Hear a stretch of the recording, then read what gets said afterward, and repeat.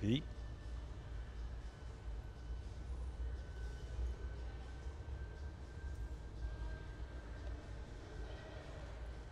Hello, hello.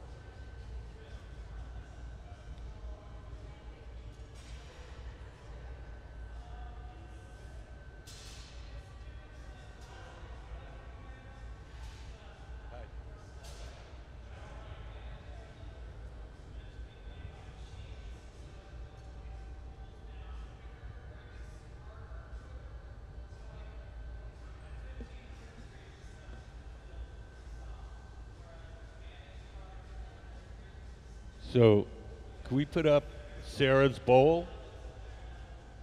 So, the objects that we're making are similar to the one you see in the picture at the top. And the little diagram beneath it shows you how we make it. So we're going to blow the bubble into a mold. It's going to make little dents in it. We'll sift powdered colored glass into the dents. And then when we blow it out, we'll get that pattern of dots that you see in the picture.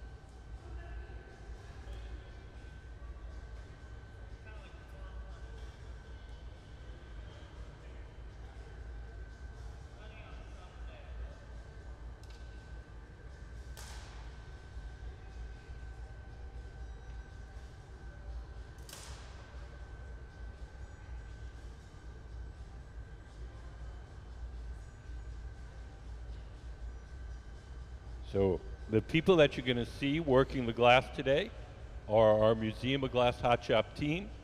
They're our resident team of glass blowers. They're super skilled. They work for the museum, and they have an average of 20 years glass blowing experience. Today the team's going to be led by Sarah Gilbert, the woman in a dark blue shirt and shorts. So right now, Ben, tall guy, is preparing the bubble for Sarah. If you look up at the big screen, you see that metal table. And underneath the metal table, there's two kind of brass molds. Those are called pineapple molds. They look kind of like on the inside like a pineapple turned inside out. They got little projections, little points. When we drop the bubble in there and blow, it'll make the little dents, which we're going to use to make the dots.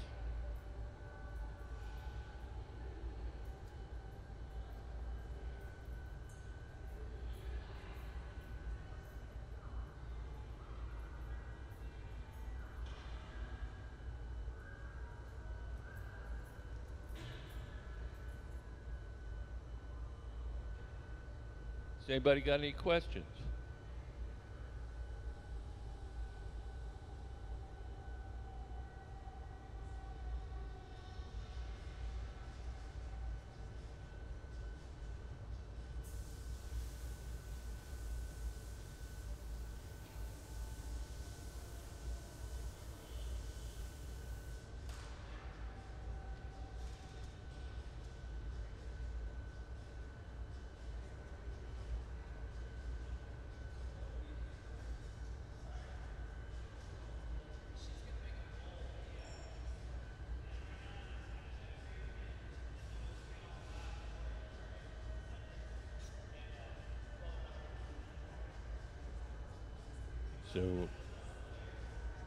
So Ben is blowing into the pineapple mold.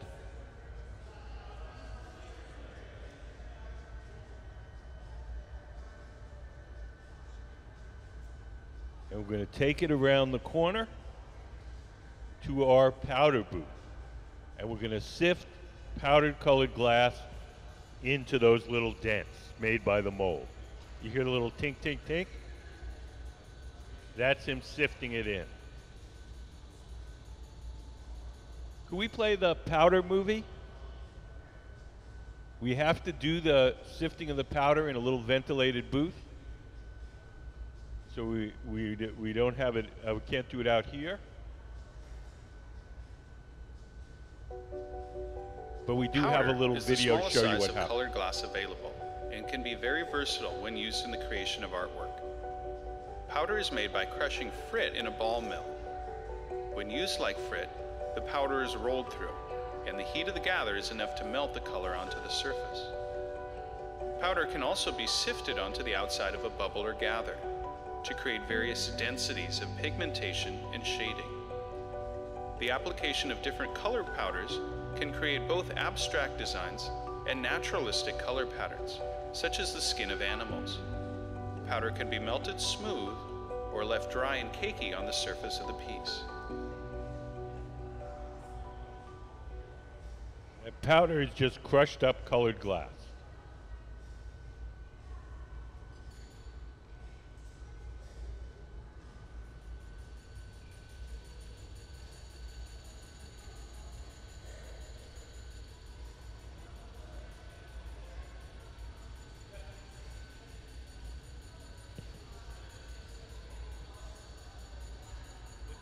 In this case, it's going to be the color of the dots.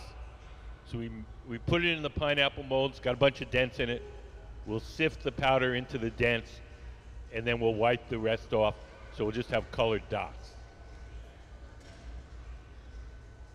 Well, no, it just melt. It's just colored glass, and we just melt it. Yeah, it's just we sift in purple powdered glass, then we get purple dots.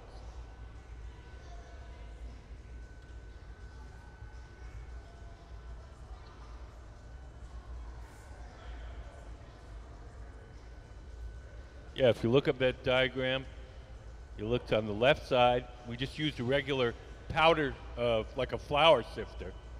We fill with the powdered glass, and it's going to sift into the little crevices, and that'll give us the dots.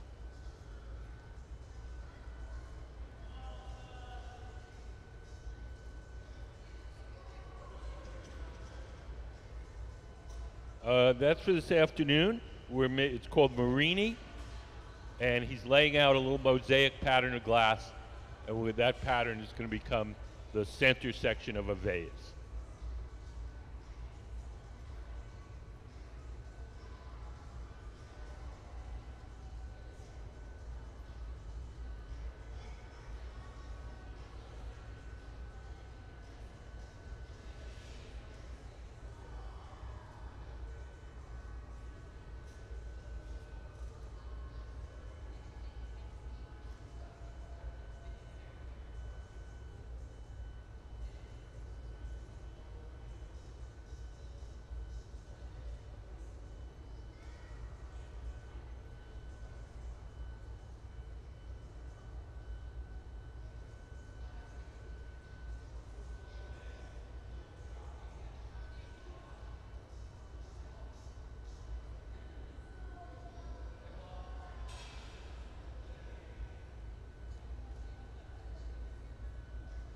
Well, they're starting the bubble over on the left, but most of the action will be in the center.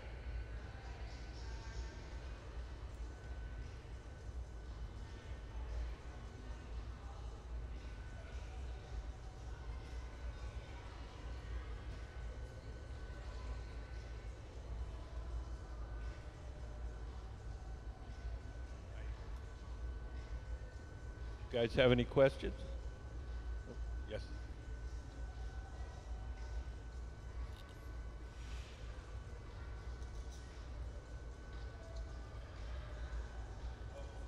He rolls it on the steel table to shape it.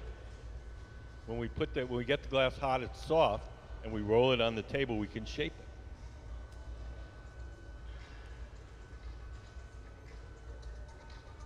He's blowing into it to make it bigger. It's like blowing up a balloon.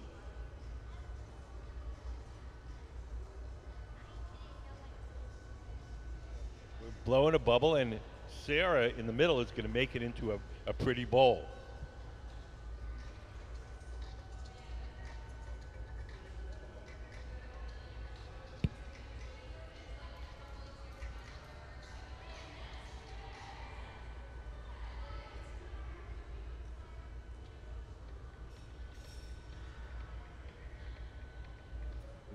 That fire is called the torch, and when we want to heat up just one special spot on the glass, we grab that and we put the fire on the glass, and it makes just that part soft.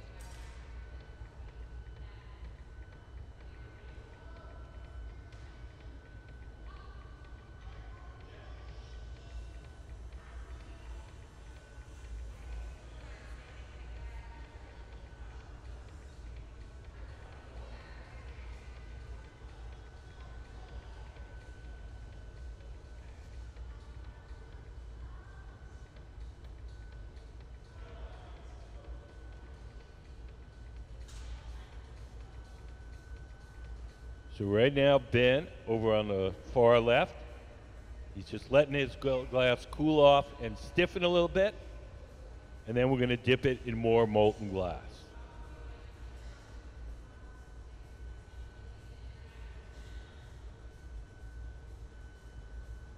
So behind that door, we have a big ceramic tank, and in that tank is 1,000 pounds of molten glass.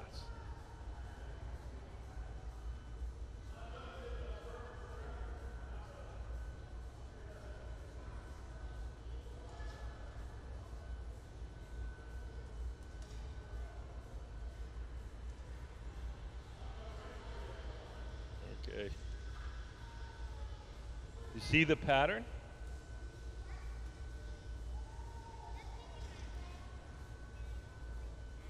Oh, you'll get over it.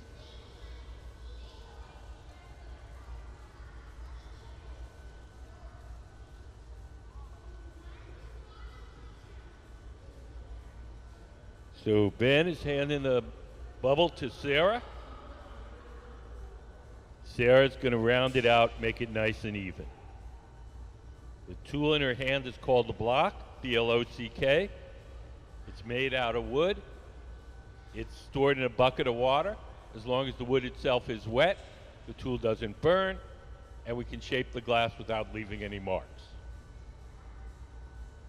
That's called Marini. We use little chips of glass to make like a fancy pattern, and we're going to melt that together and make a vase out of it.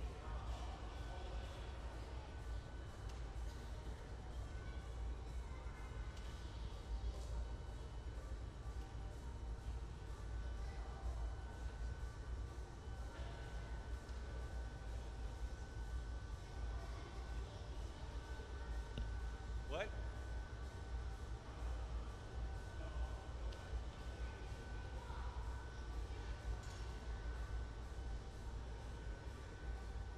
So we can make them into any pattern we want. Yeah, the little pieces of glass are like these.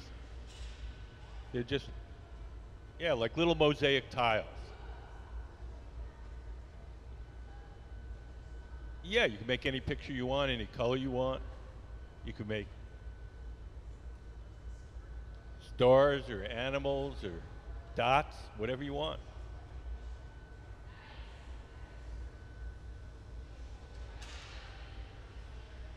What?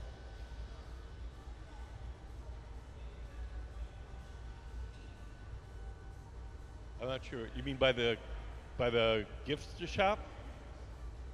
Yeah, I mean you can make any picture you want. But that's not made with these. It's glass painting. It's painted on with a paint that's made out of glass and then put in a kiln and fired, melted on like you melt glaze onto a piece of pottery. That's a different thing, but it's also pretty. Mermaids are cool.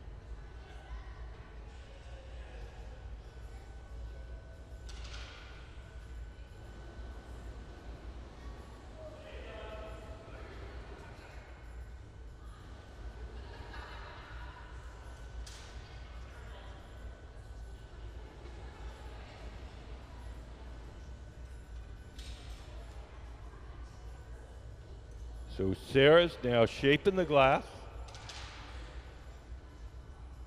The gray pad in her hand is just folded up newspaper soaked in water. As long as the newspaper is wet, the paper doesn't burn too much, and it doesn't leave any marks as she shapes the glass.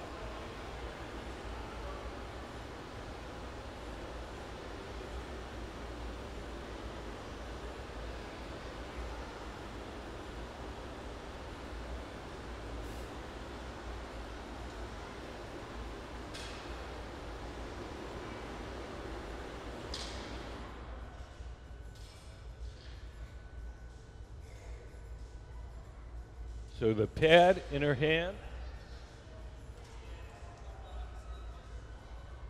it's just folded up wet newspaper.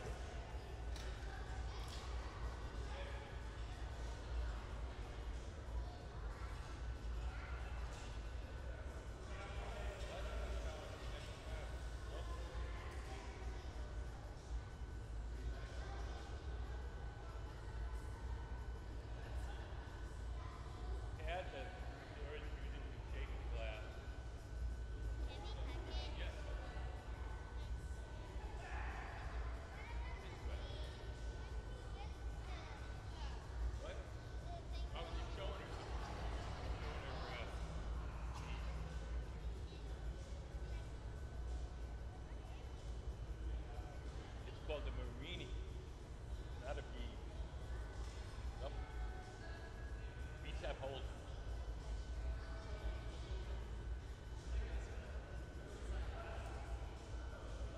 Could pass around to a friend.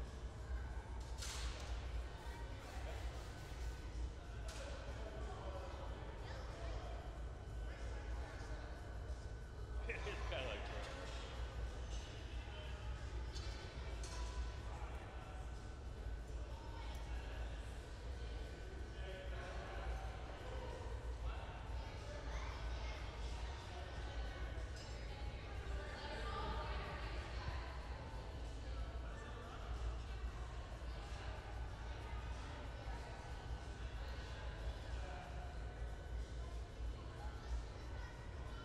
You know, I don't know.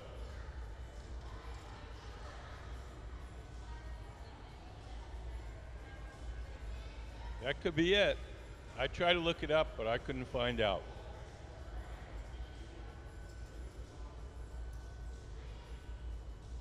So you look, one of the glass blowers is crouched down to the left of the bench. She's the person that's blowing. So she blows through the steel tube and inflates the glass bubble while Sarah shapes it. You don't have to blow very hard. It's like blowing up a balloon.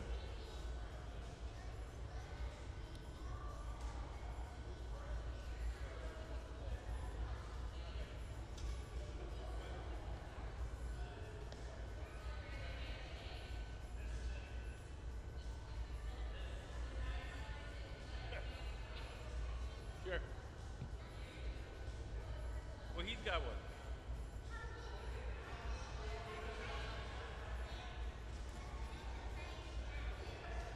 You use a lot of pieces of sand, not just one tiny piece.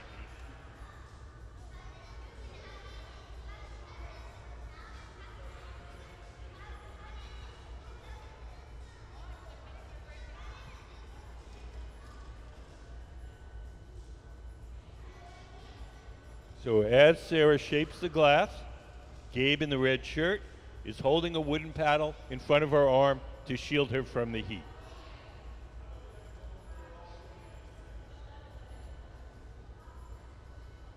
Sarah's making a sharp notch in the glass. That notch is the place where we'll be able to break the glass away from the pipe once we're done shaping.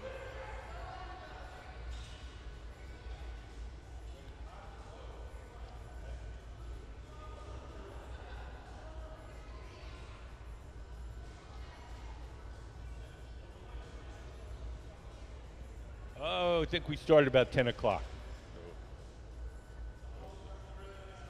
20 minutes, so something like that. Thank you.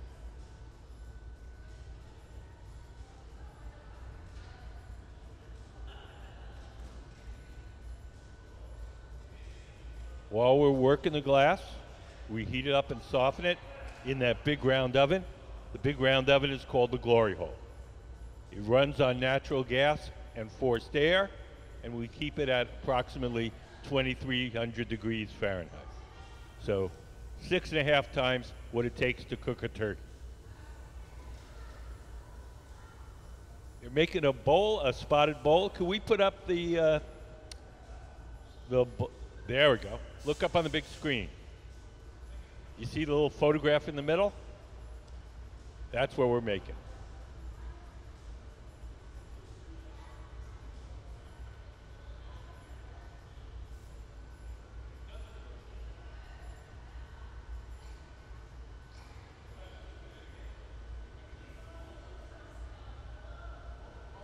The pole. Why does the pole get hot? The answer is physics. The pole is very long. It has a great deal of surface area compared to its mass, so it radiates the heat very efficiently. Also, once you coat the end with glass, glass is an insulating material, and so it shields it from the direct heat of the furnace.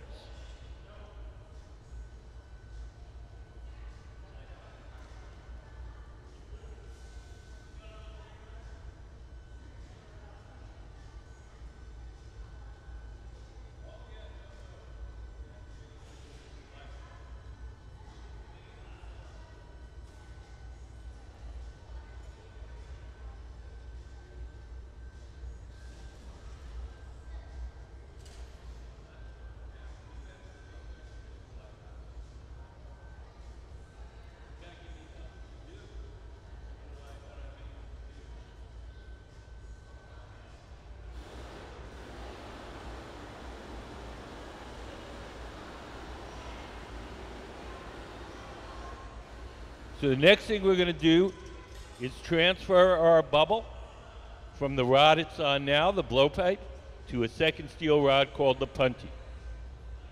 Nick, over on the left in the brown shirt, or gray shirt, he's got the punty. Yes.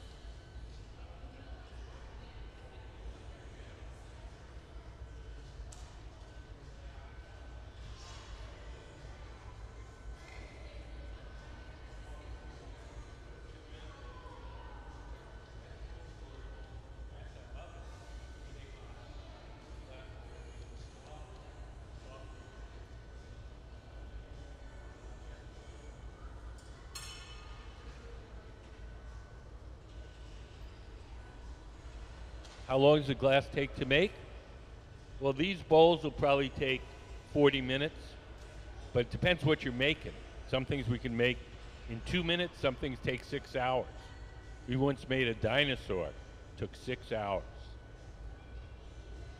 You're making a bowl?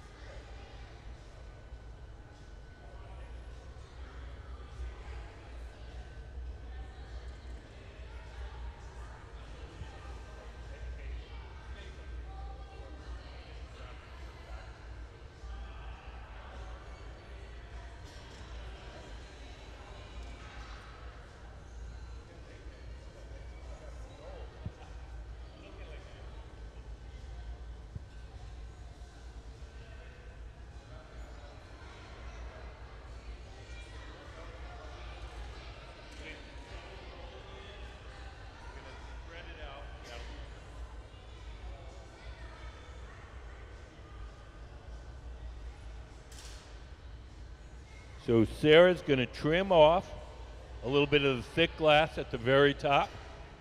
When the glass is hot, you can actually cut it with a scissors.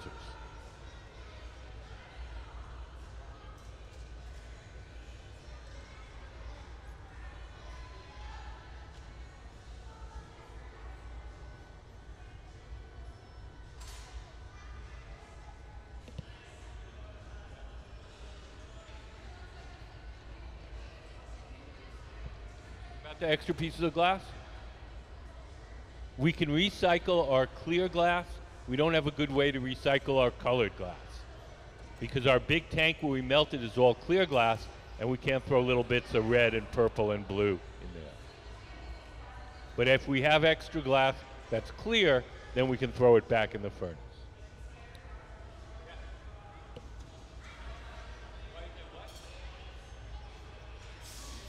Those aren't candy hearts, those are Marini. Though, like I showed you before, like these things? Oh, no, there are. You're right. There are candy hearts. I guess somebody was having some fun.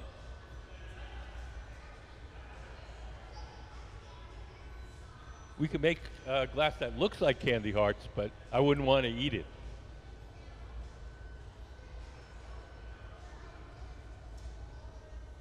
Yeah, we could make them the same color.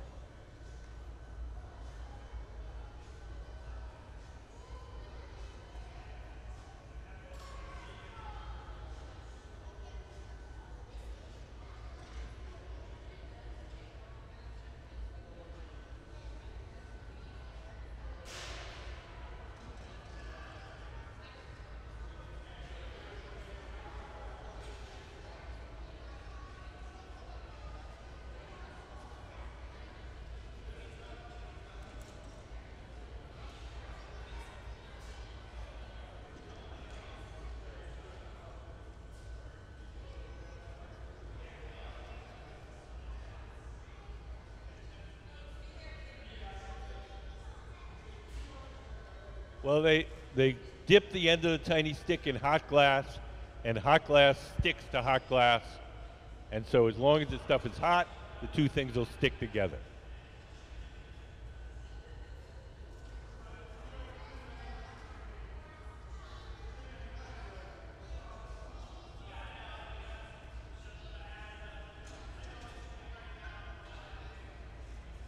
It's just hot. The color change you're seeing is just because the glass is hot.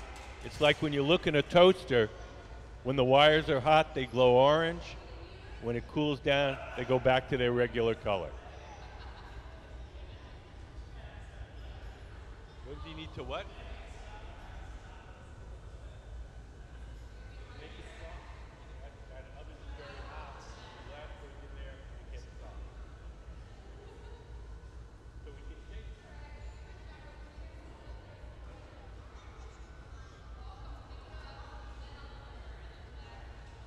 the furnace is the one where we keep our big tank of molten glass. The glory hole is just a hot oven where we stick it in to make it soft. There's no glass in the glory hole. There's 1,000 pounds of glass in the furnace.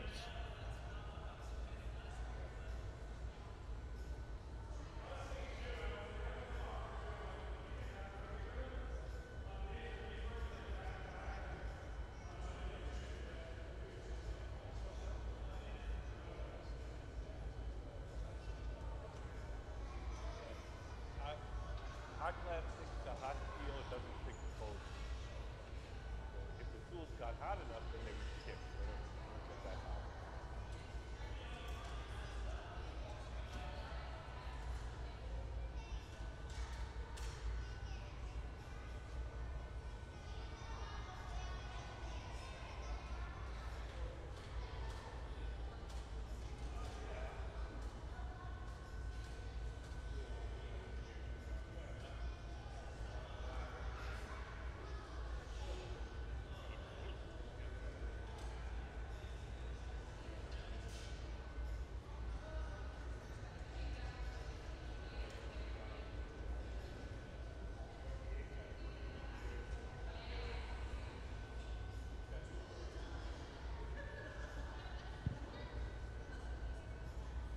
So Sarah is widening the opening on the bowl.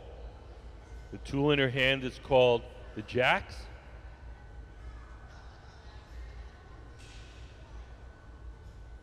She's pressing against the inside to make the bowl wider. Her assistant, Kristen, is holding wooden paddles in front of her hands to protect her from the heat.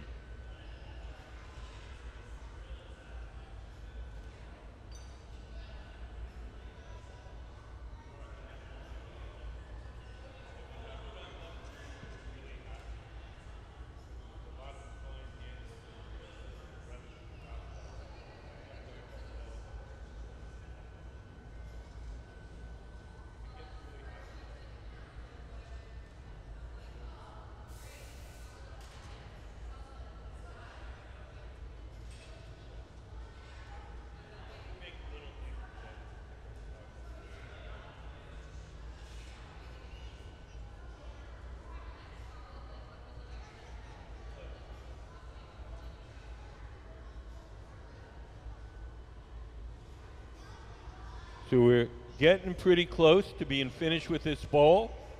When we finish with an object like this, we can't just set it on a table and let it cool on its own. If we did that, it would cool too quickly and it would break.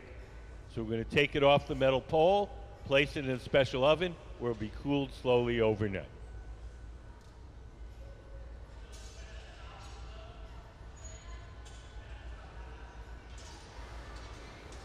How do we take the bowl off the rod? We take a pair of tweezers, dip them in water.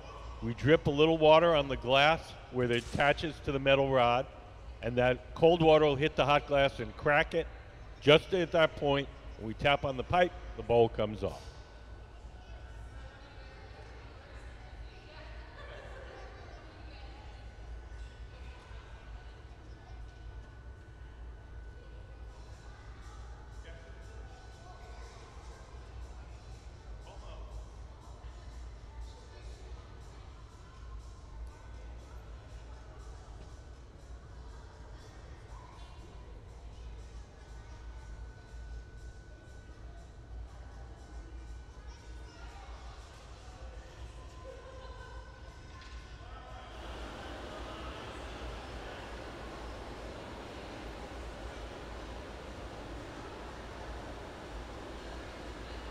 So as Sarah Gilbert, puts the finishing touches on this bowl, over on the left, Ben, tall guy, is starting the next one.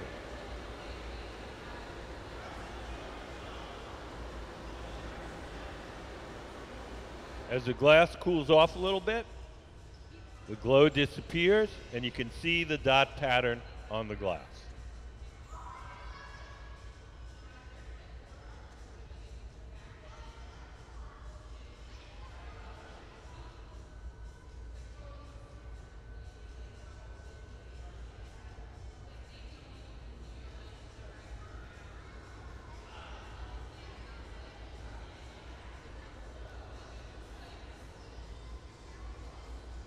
So the bowl is pretty much done.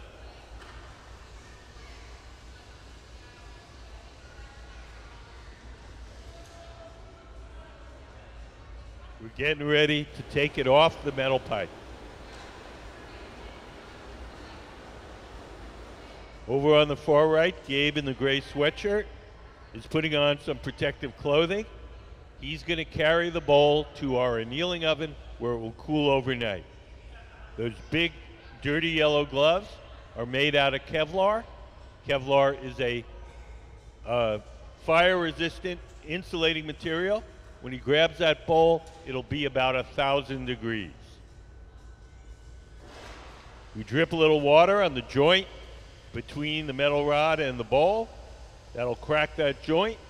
A little tap, off it comes. We'll soften a little spot on the bottom of the bowl and stamp it with our museum logo. Okay, let's have a big hand for the Museum of Glass Hot Shop team.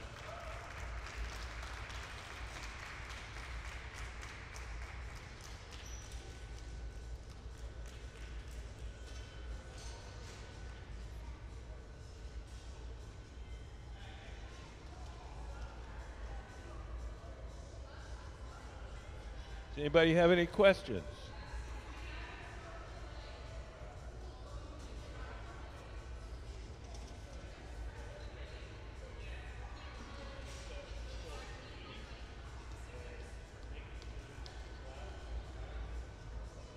Take a long rod and chop it up.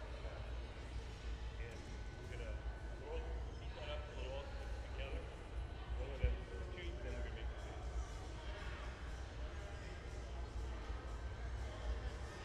No, it'll be.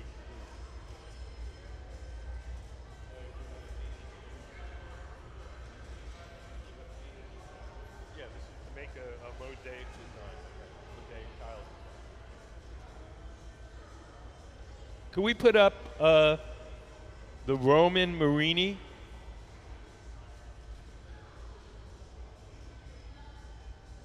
So if you look up there, there's an ancient Roman piece, dates back to the 1st, 2nd century BC, but it's done the same way.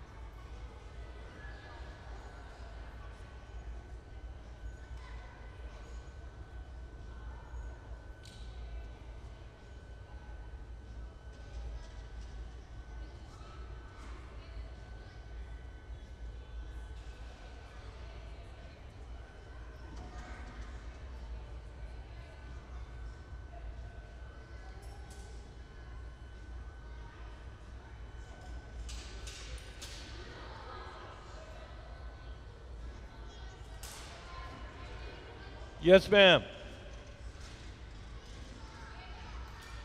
How do you color the glass? When you first cook it up, you add different metals to make different colors. So if you cook it up with cobalt, it turns blue. If you cook it up with a little bit of gold, it turns pink. If you cook it up with chromium, it turns green.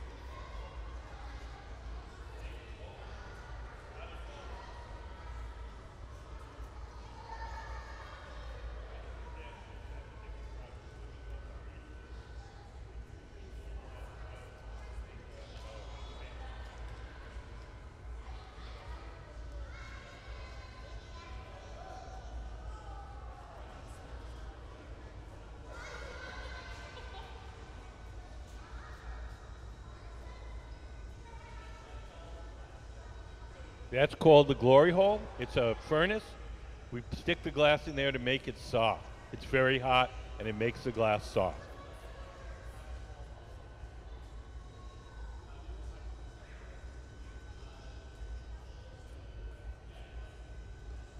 Over on the right, Ben, tall guy in the shorts, is dipping into our big tank of molten glass.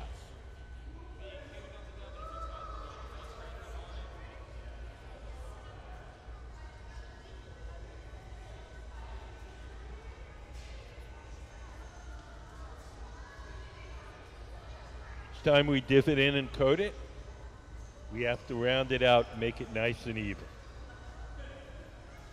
So Sarah is shaping the glass with a tool called the block, B-L-O-C-K.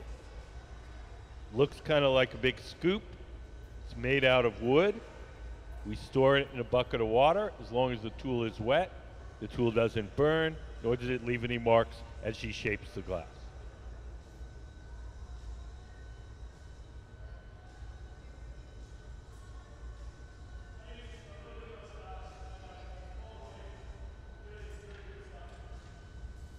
Every once in a while, these steel pipes get hot. When they do, we take them over there. We've got a little steel trough called the pipe cooler. We spray water on the metal pipe. That cools it down, makes it easier to hold.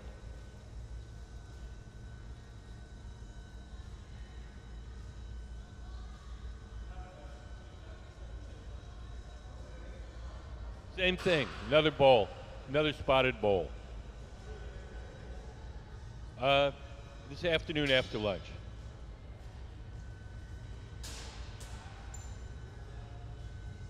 Nope. We're gonna heat that up till it sticks together. So we'll have a spotted sheet, and then we're gonna roll the spotted sheet into a tube, close the end of the tube, and then we'll have a bubble with spots on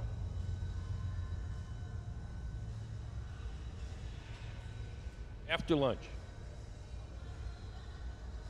2 o'clock-ish.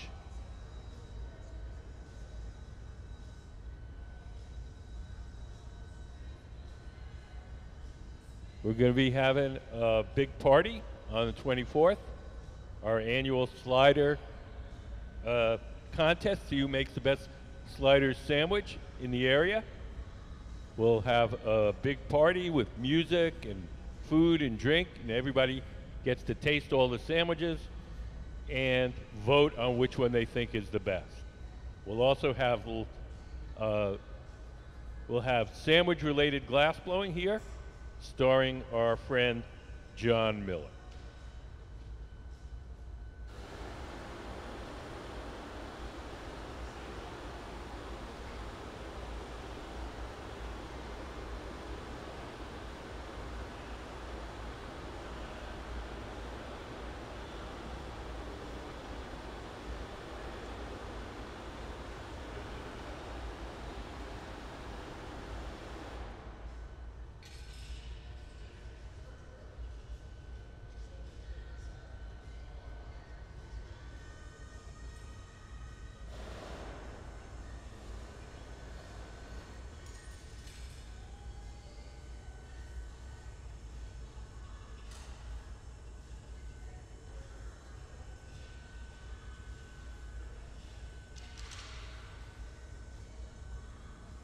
So now Sarah is going to squeeze the glass and make a sharp notch in it. That sharp notch will be the place where we can break the glass away from the metal pipe once we're done shaping.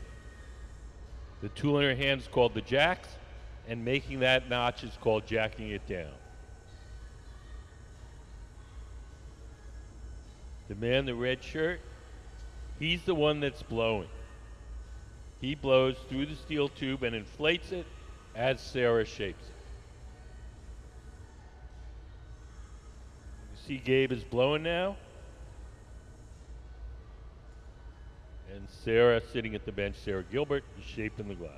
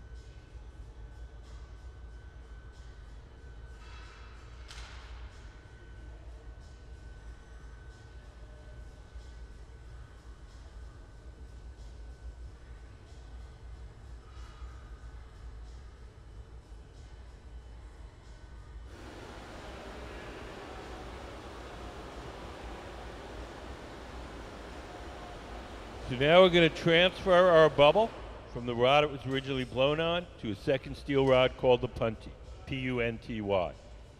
Gabe in the red shirt has the punty.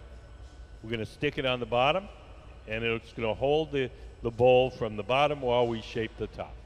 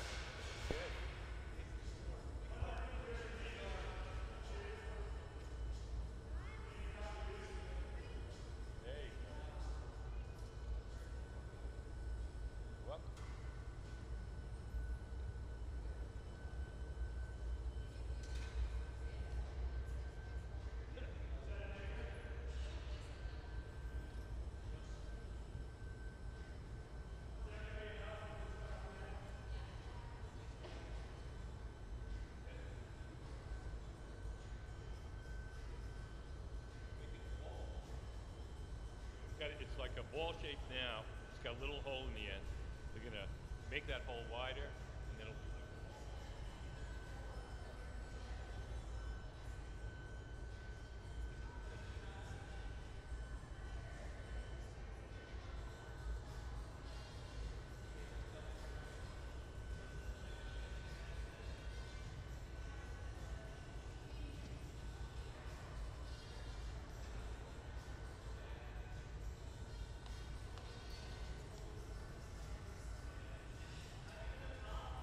So Gabe in the red shirt has heated up the glass bubble for Sarah. That makes it soft. Now Sarah's going to widen the opening a little bit. The tool in her hand is called the jacks, and she's pressing against the inside of the opening to make it a little bit wider.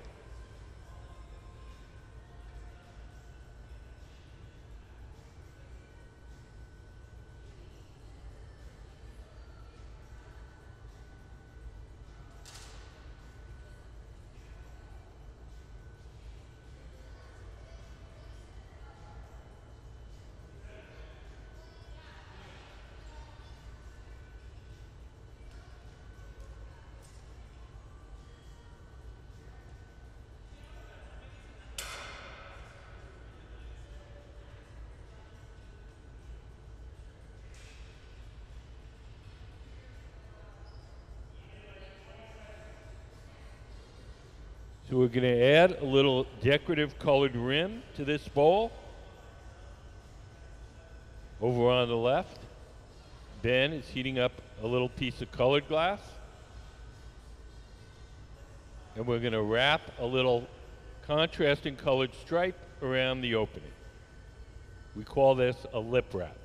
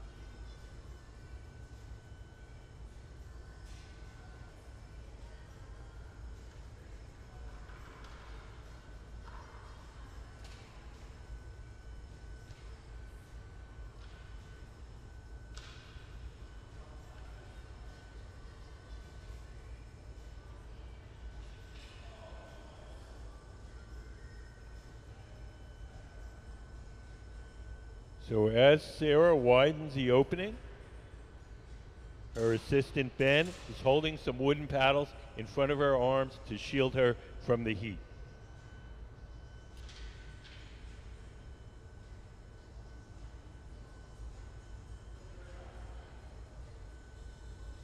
We're going to blow a little air into the front end to make the shape a little puffier. The tool that he blows to is called the Soffietto.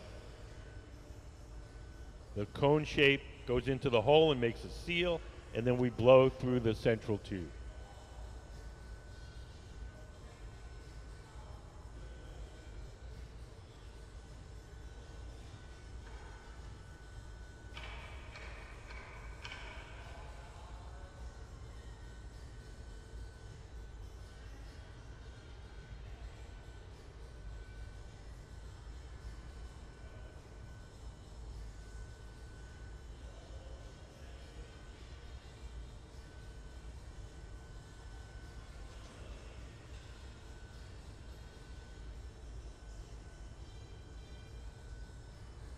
You guys have any questions?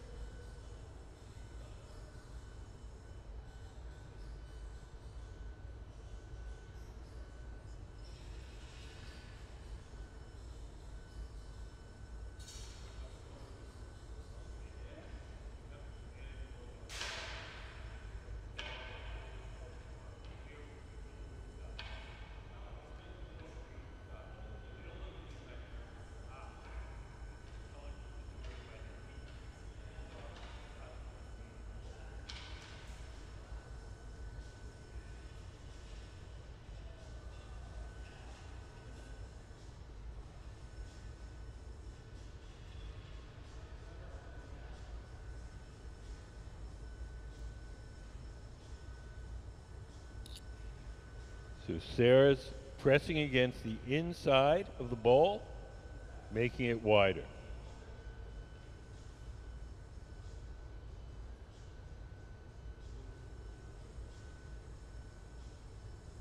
As Sarah shapes it, Ben, standing up, is shielding her arm from the heat with a wooden paddle. The heat that comes off the glass is radiant heat, like an outdoor heater. It heats the first thing it strikes. So if you put the paddle between the arm and the glass, the paddle gets hot and the arm doesn't.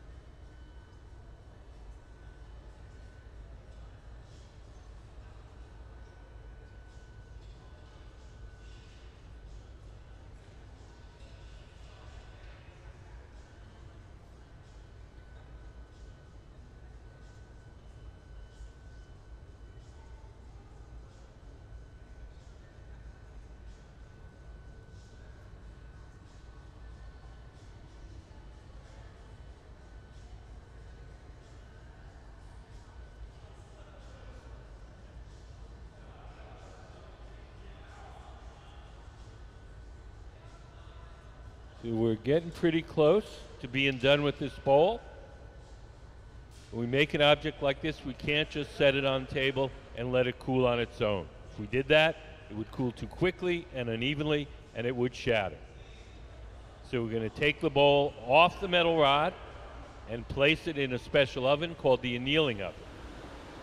Each day, we heat up the annealing oven to 920 degrees. We place all the objects that we make during the day in there, and at night, we cool everything all at once.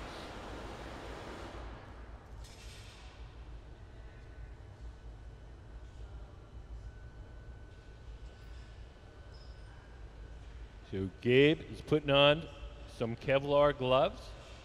When he grabs that bowl, it's going to be about 1,000 degrees.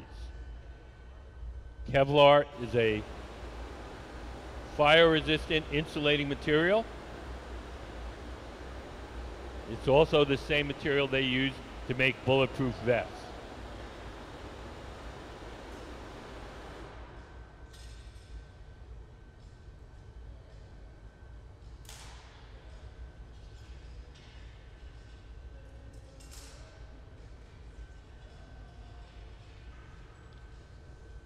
Gabe's going to heat up the gloves a little bit. Sarah's going to dip her tweezers in water, drip a little water where she wants the glass to break. The cold water will hit the hot glass and crack it right at that joint. A little tap, and off it comes. We'll melt a little spot on the base, and we'll stamp it with our Museum of Glass logo. Take it to the annealing oven, where it will cool slowly overnight.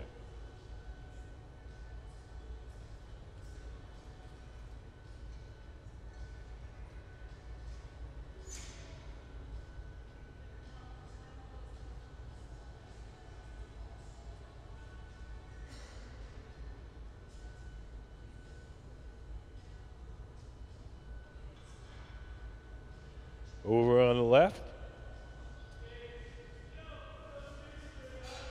Ben is starting the next.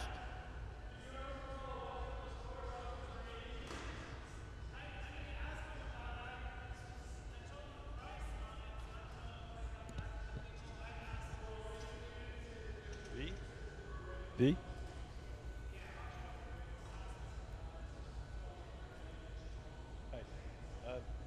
There's a picture of, it's like a hand holding the pineapple bowl. You have that, or should I send you another copy? It shows the interior.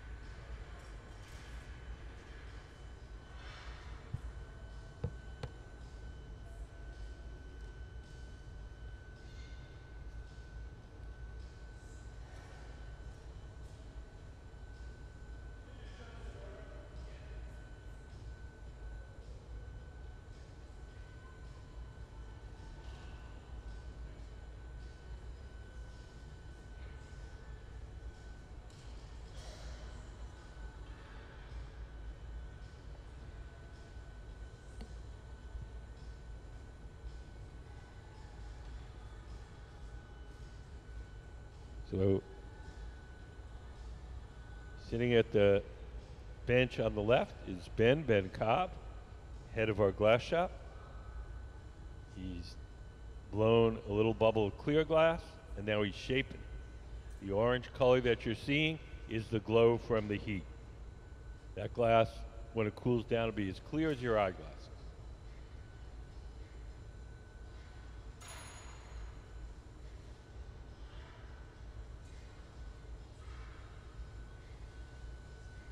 Every once in a while, steel pipes get hot. When they do, we lay them in that trough. It's called a pipe cooler. Just spray a little water on the hot pipe. That cools it down, makes it easier to hold. So we're going to blow this glass into a mold called a pineapple mold. If you look by Ben's feet, there's 2 brass molds, or maybe they're bronze. And the interior, if you look up on the big screen, you'll see a little picture. That's what the molds look like on the inside. We call them a pineapple mold because they look like a pineapple turned inside out. When we blow the glass in there, it'll make little dents in the side. We're going to sift powdered colored glass into the dents, and it will make a spotted pattern.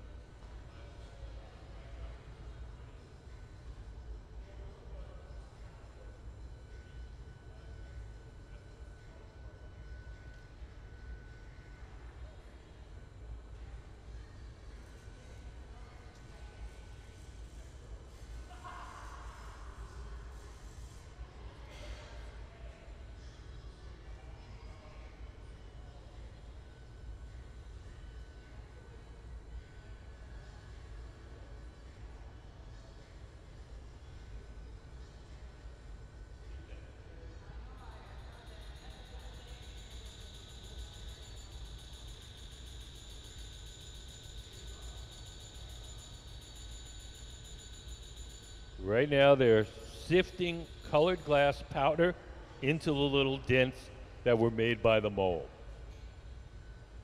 And so if you look up on that diagram, on the left side, just below the picture, so they're using like a little flour sifter and sifting powdered colored glass into those little dents.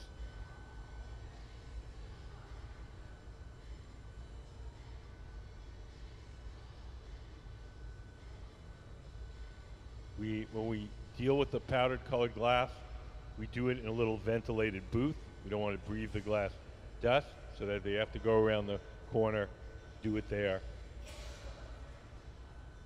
So now he's going to melt the powdered colored glass onto the surface.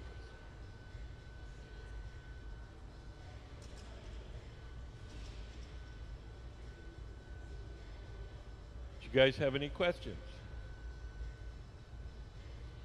A bowl. What? About a half hour.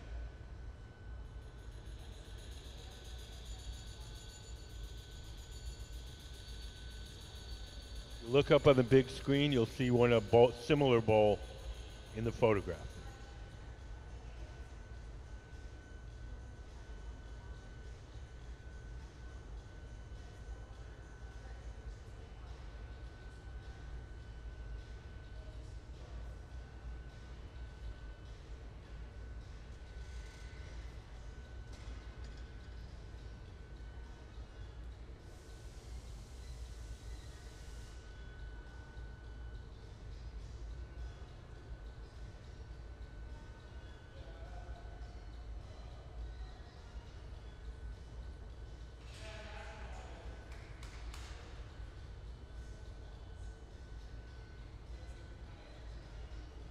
After we sift the powdered colored glass into those little dents, we put it back in the big round furnace, the glory hole, and melt it on.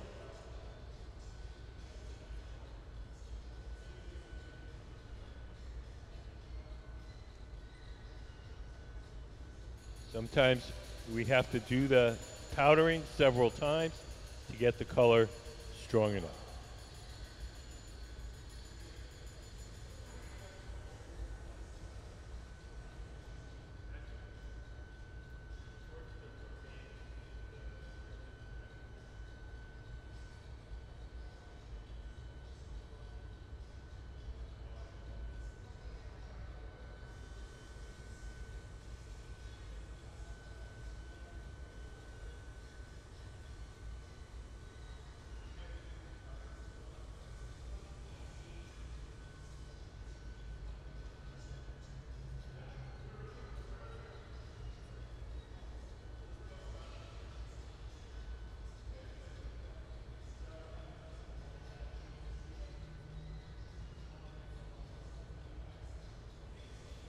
We put up the bowl and process slide again. So we're making a bowl that looks like that in the photograph. So right now we're blew the glass into a mold called a pineapple mold. It makes little dents in the side. And then we sift powdered colored glass into the dents, and that'll become the dots. Then we'll blow it up to the full size and shape.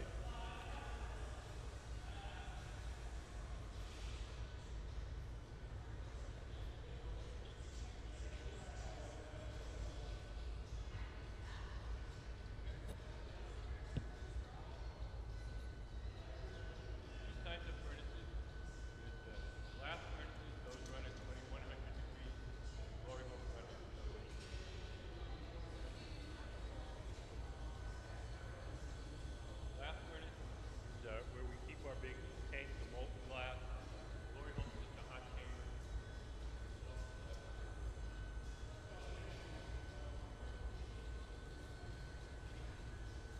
Yes. Doors closed.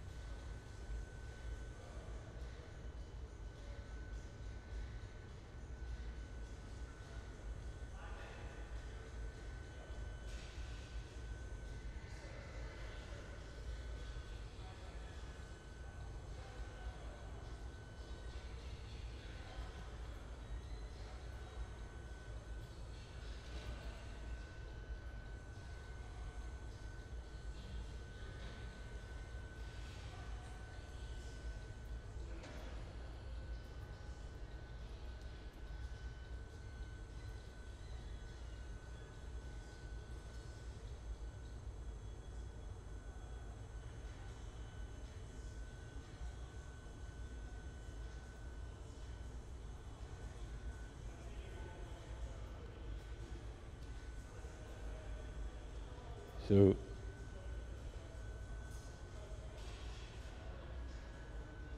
Ben is shaping up the bubble. Ben is a tall guy, dark blue shirt, shorts.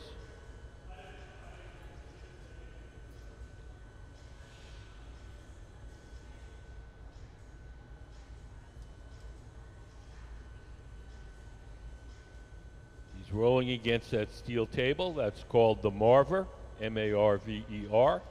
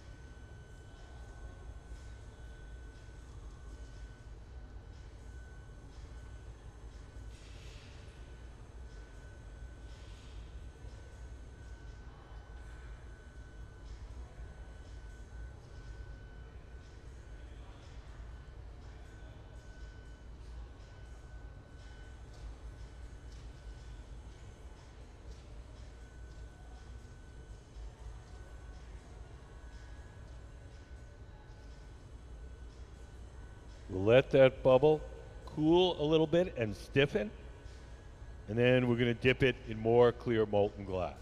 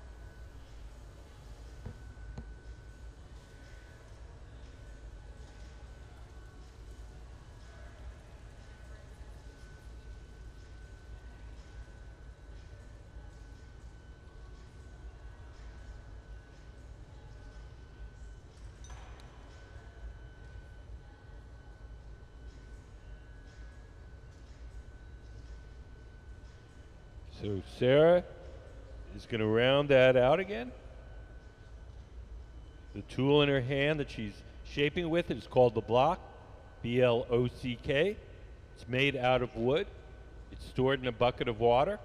As long as the wood itself is wet, the tool doesn't burn, and she can shape the glass without leaving any marks. The tool looks like a scoop, but we don't scoop up any water in it. We use it empty. We just want the wood itself to be damp.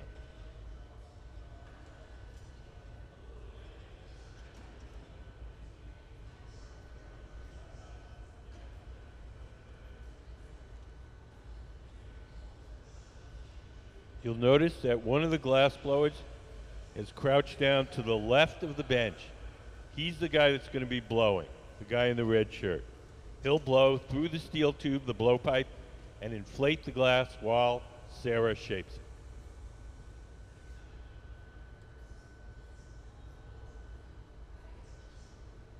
Gabe's blowing.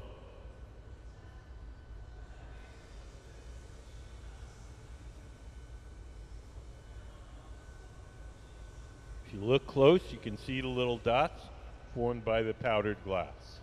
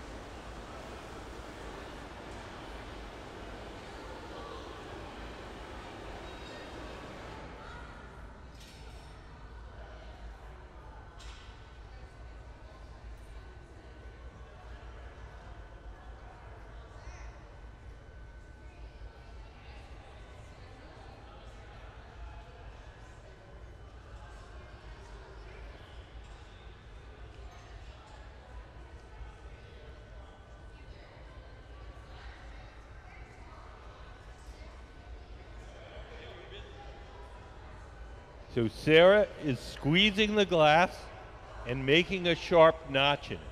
That sharp notch will be the place where we can break the glass away from the metal pipe.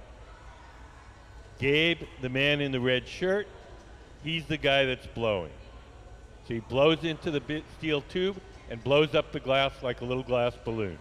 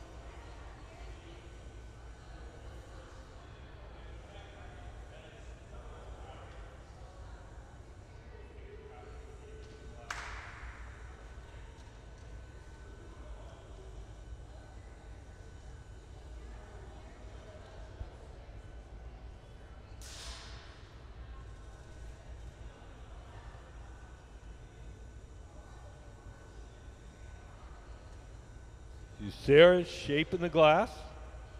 That pad in Sarah's hand is just folded up newspaper soaked in water. As long as the newspaper is wet, it doesn't burn too much, and we can shape the glass without leaving any marks.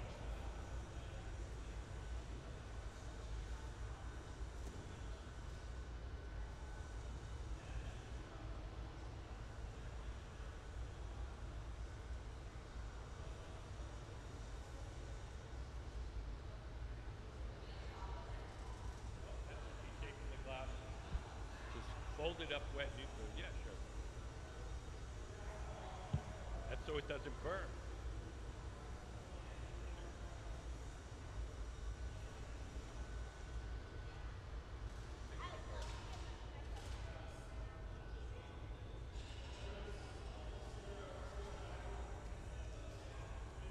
This is a pad that Sarah is shaping the glass. Just folded up newspaper soaked in water.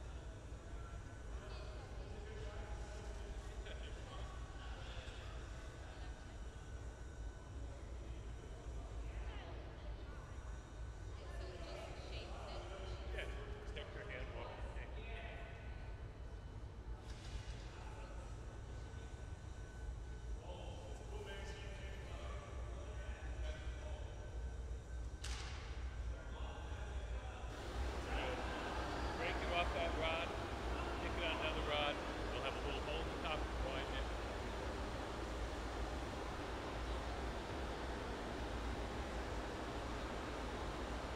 So the next thing we're going to do is transfer that bubble of glass from the rod it was originally blown on to a second steel rod called the punty. This second steel rod is going to act as a handle to hold the bowl from the bottom while we shape the top.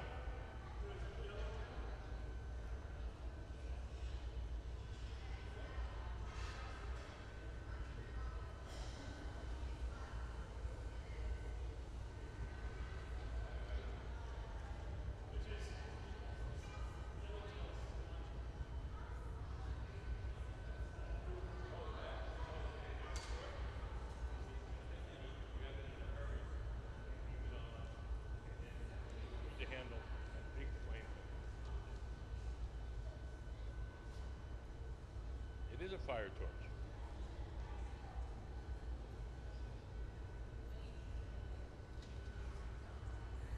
So we're going to drip a little water where we want the glass to break, a little tap, and off it comes. So now that's held from the bottom, the top is exposed, the top can now be heated and shaped. This is what we're going to do. Shape the glass. Folded up newspaper. You can touch it.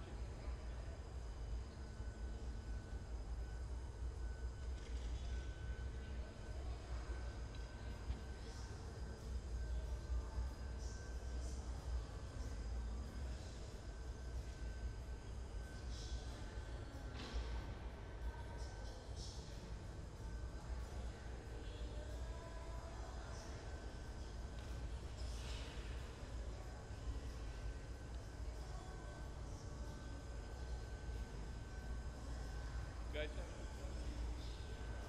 yes, ma'am.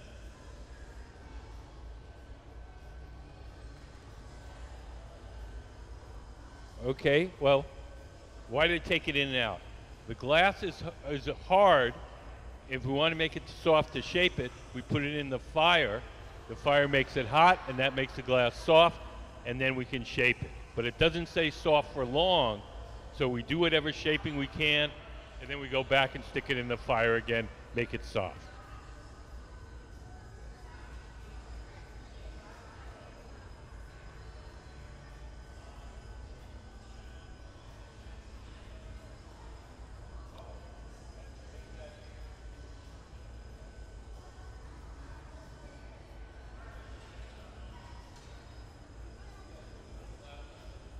When the glass cools, it doesn't stick to the steel anymore and it pops up.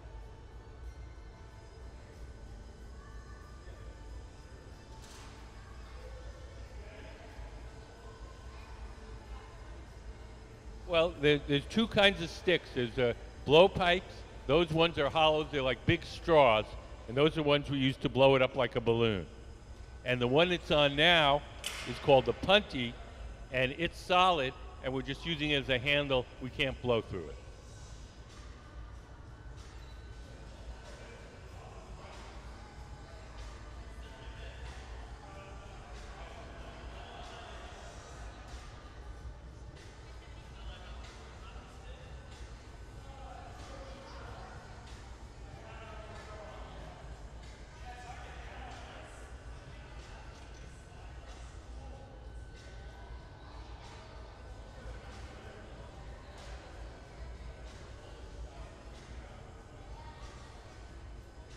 So we're going to wind on a little contrasting colored stripe on the top.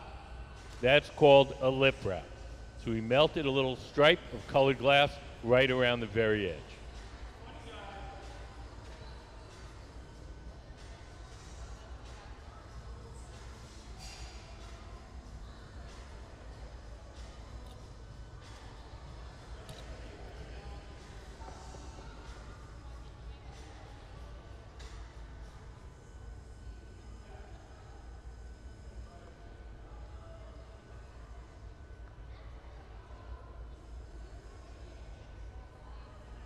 You guys have any questions?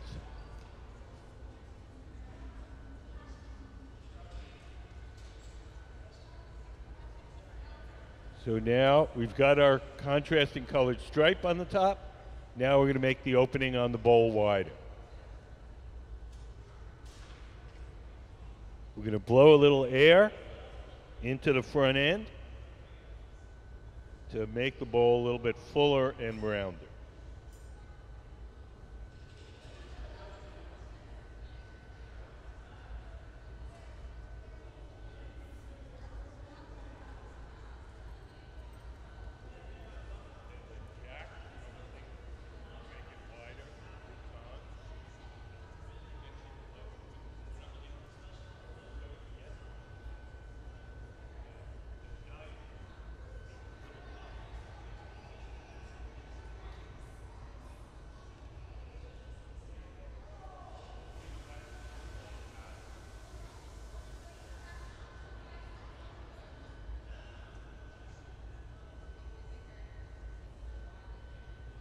So Ben is holding the paddles in front of Sarah's arm to shield her from the heat.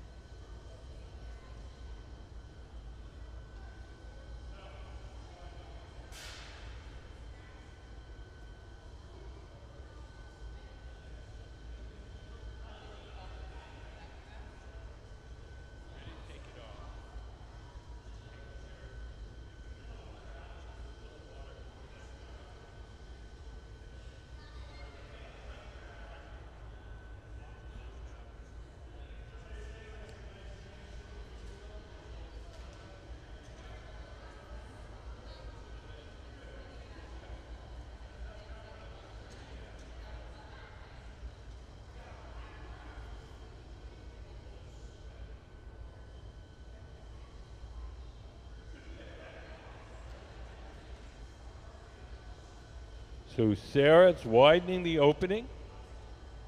She's holding the jacks against the inside.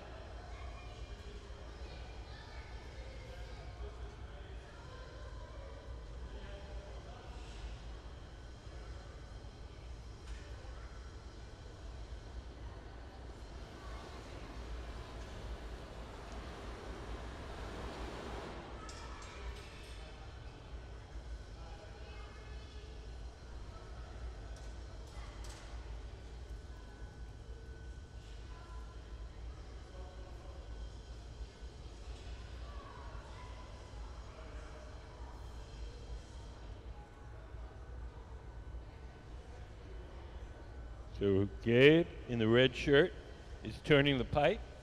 Sarah's holding the jacks, the metal tongs against the outside, and Ben, tall guy in the blue shirt, is shielding her arm from the heat.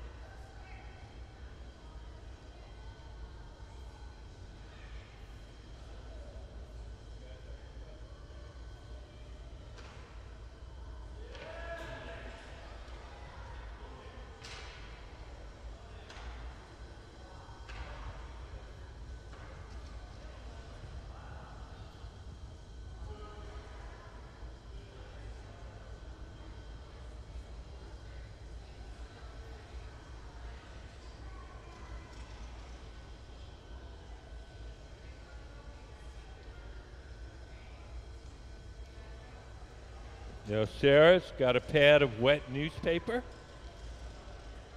and she's shaping the outside of the bowl. We're getting pretty close to being done. When we make something like this, we can't just set it on a table and let it cool on its own. If we did that, it would cool too fast and it would crack. So we're gonna take it off the metal pipe and place it in a special oven called the annealing oven, where it'll be cooled very, very slowly overnight.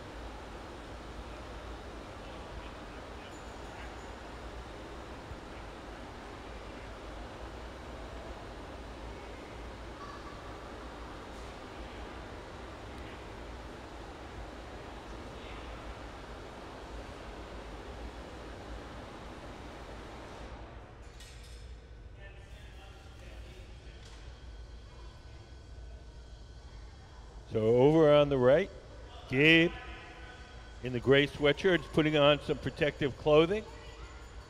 He's going to carry the finished glass to our annealing oven. Those big dirty yellow gloves he has are made out of Kevlar. Kevlar is a fire-resistant insulating material. When he grabs that bowl, it'll be about 1,000 degrees. At 1,000 degrees, the glass will be hard. It'll no longer change shape.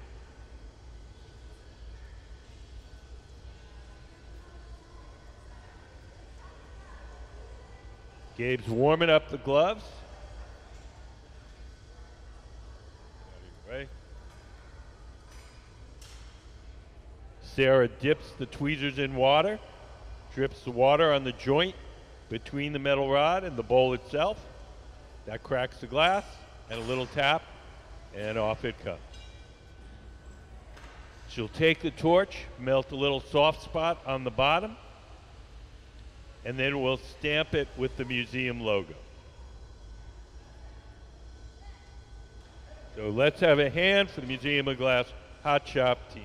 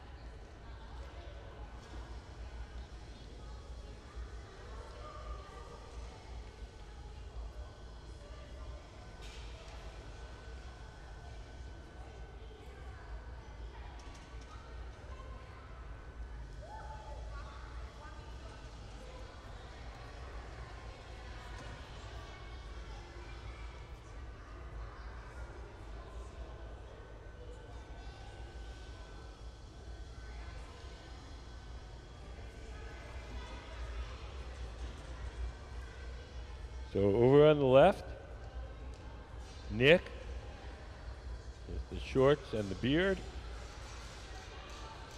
he's starting the next bubble. He's dipped his pipe, the metal pipe, the blowpipe, into the molten glass.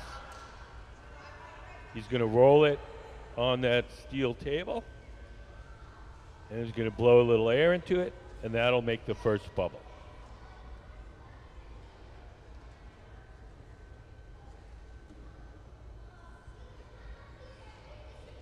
He rolls it on that steel table, gets it to a little cylinder shape, and then he's going to blow some air into the tube, close it up with his thumb, and the heat from the glass itself will expand the air and blow the first bubble.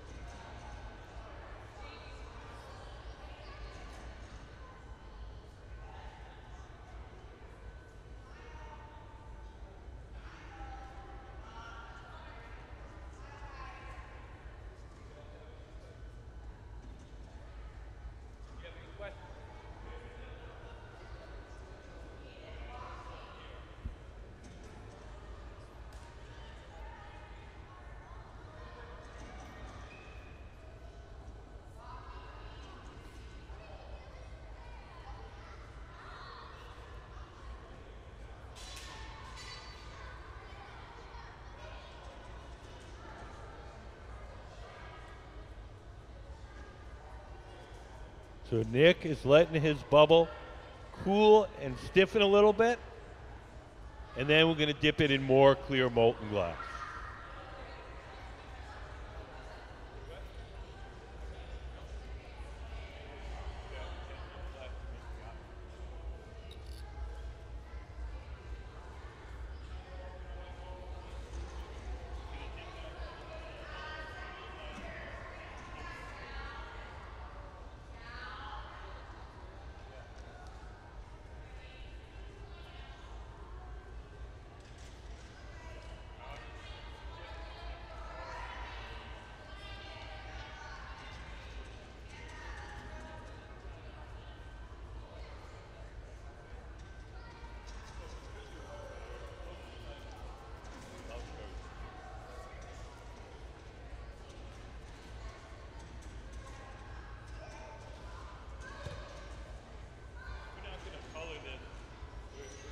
Pattern of dots.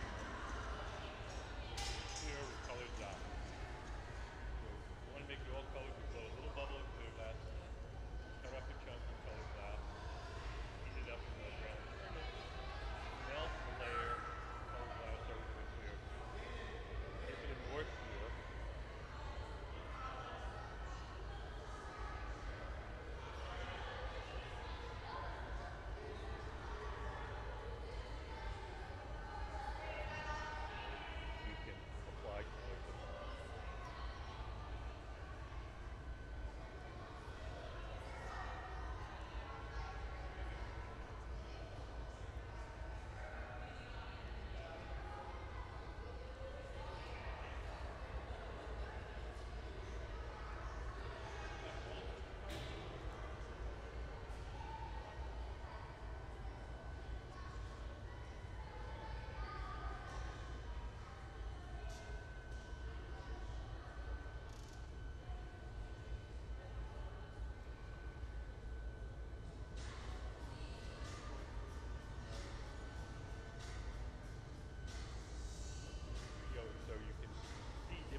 Kinds of glass making, so you can kind of understand how.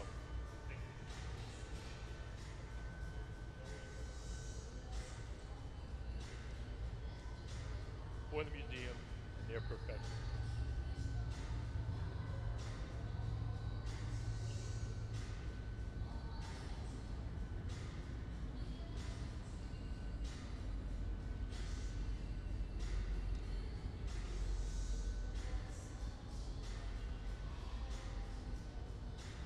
So Nick is blowing the glass into what we call a pineapple mold.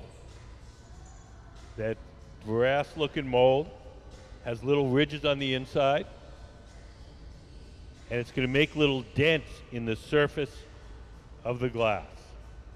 We're going to sift powdered colored glass into those dents, and when we'll melt it on, it'll become a pattern of dots on the outside of the glass.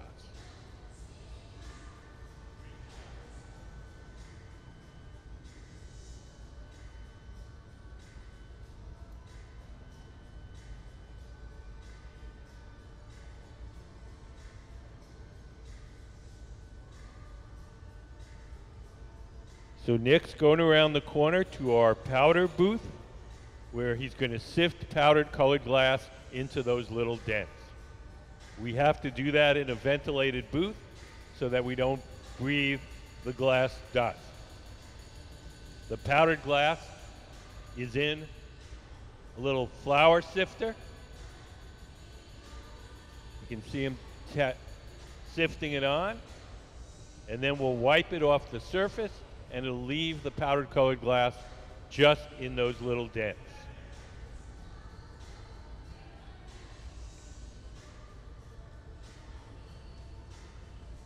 We'll take it back to the glory hole, the round furnace, and melt that powder onto the surface.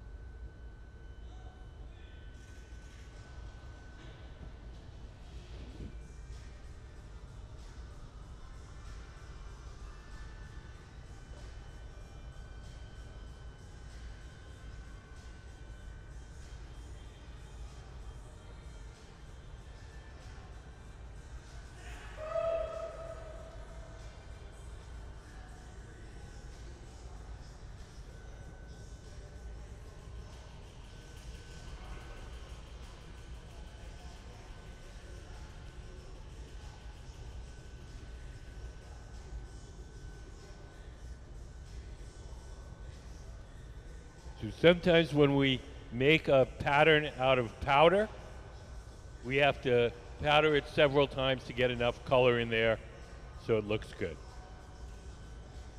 So we repeat the process, sifting on the powder and then wiping it off the surface so it only stays in those little dents.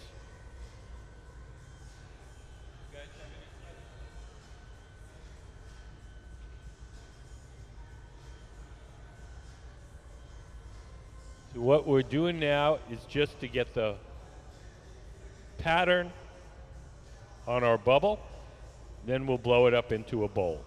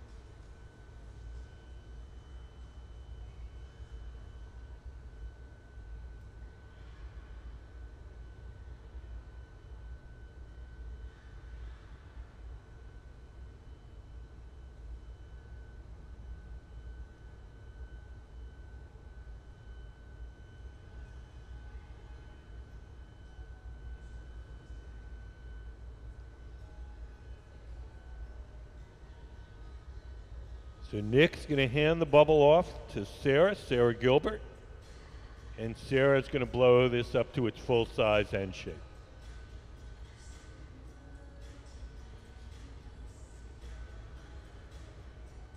We're letting the bubble cool and stiffen a little bit, and then we're going to coat it with more clear molten glass.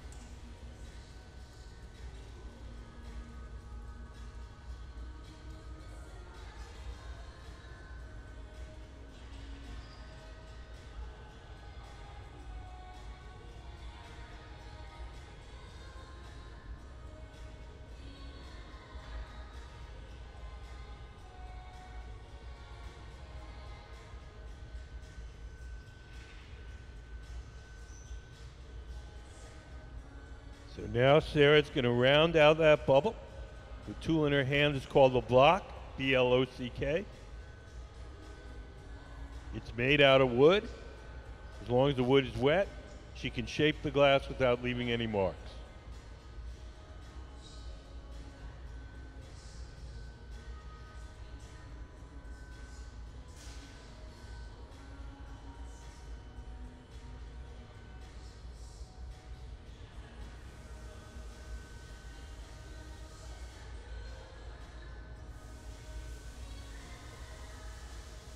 The man in the red shirt, he's the guy that's blowing. He blows through the steel pipe and inflates the glass while Sarah shapes it.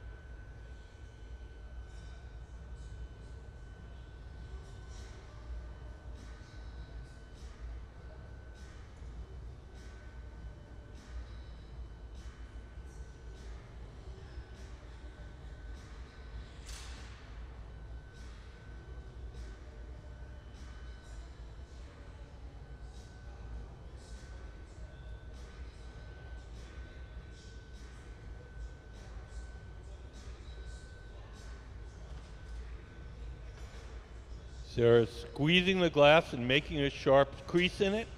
That sharp crease is the place we'll be able to break the glass away from the metal pipe.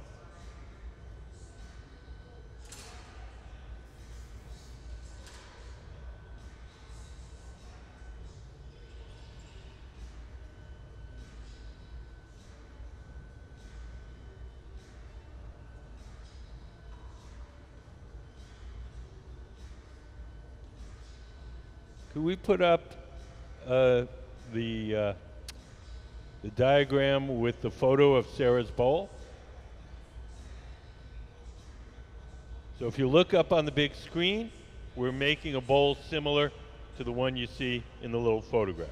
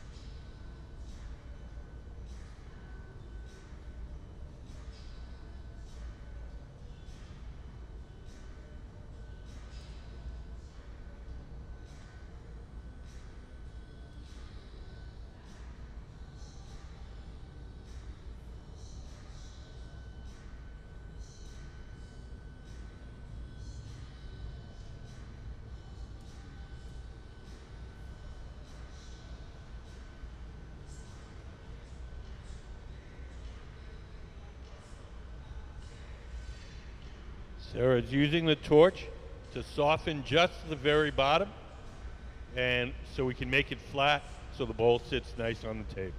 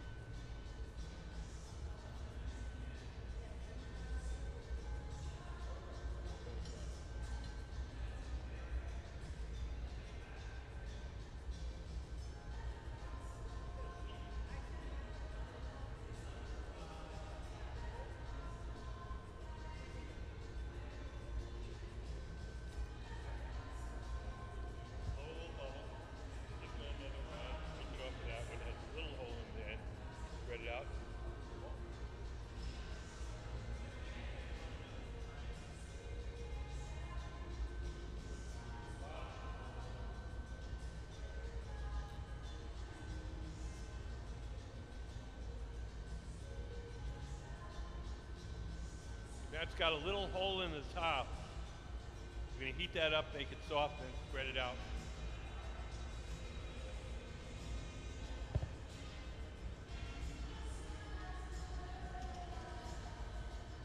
So Sarah's going to widen that opening a little bit. The tool in her hand is called the jacks.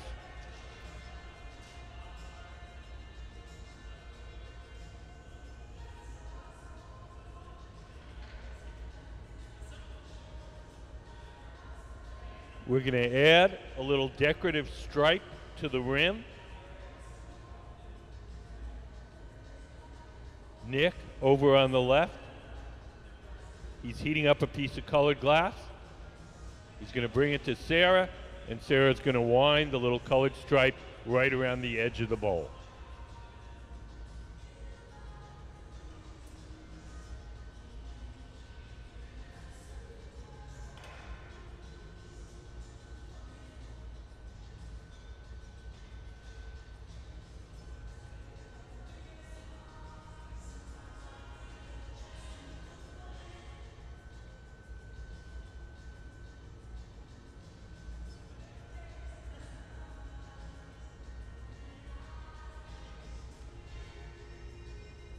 So here comes Nick with the colored glass.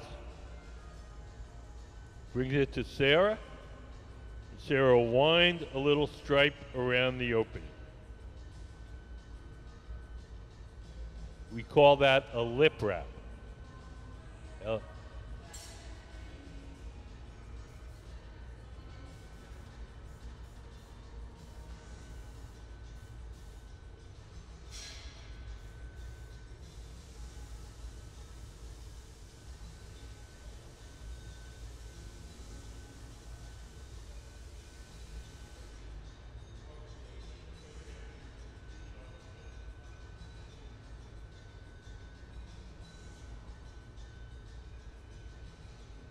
So we want this shape to be a little bit fuller.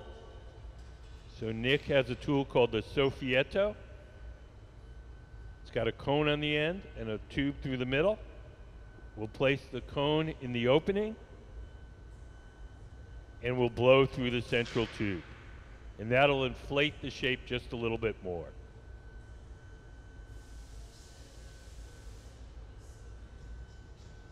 It gets a little rounder and a little fuller.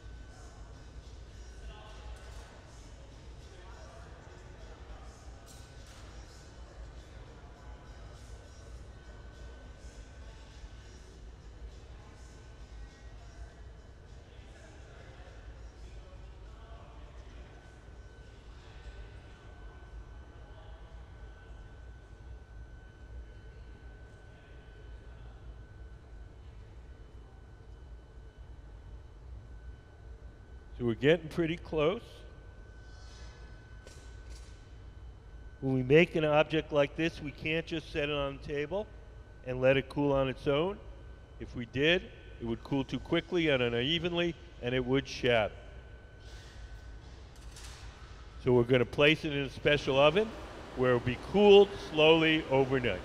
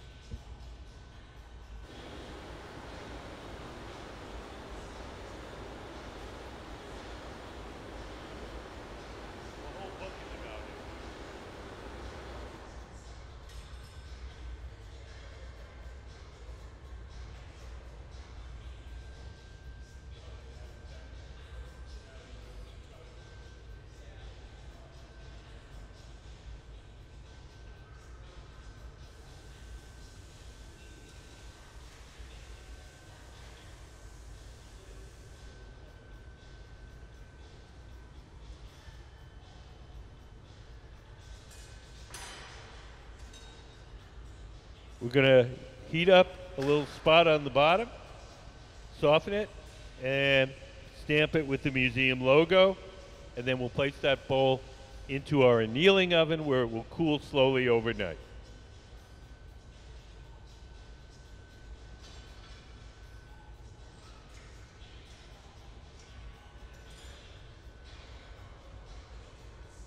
Yeah, it's practice. You know, it's just like learning an instrument. Practice, practice, practice. Thomas Edison said, 99% perspiration, 1%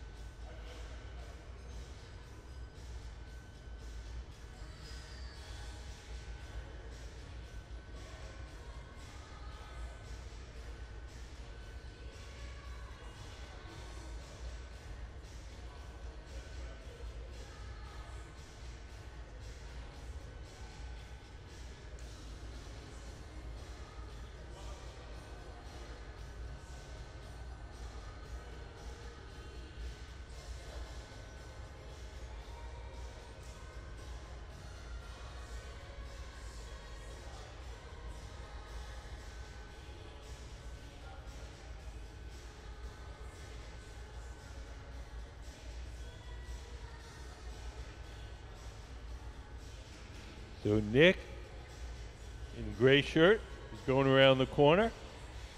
He's going to sift powdered colored glass onto our bubble. We've blown that bubble into a mold, so it's got little dents in it. We sift the powdered colored glass on, and then we wipe off the surface, and the powdered colored glass collects in those little dents. When we melt that on, those little dents will become little spots, a pattern of spots on the surface of our glass.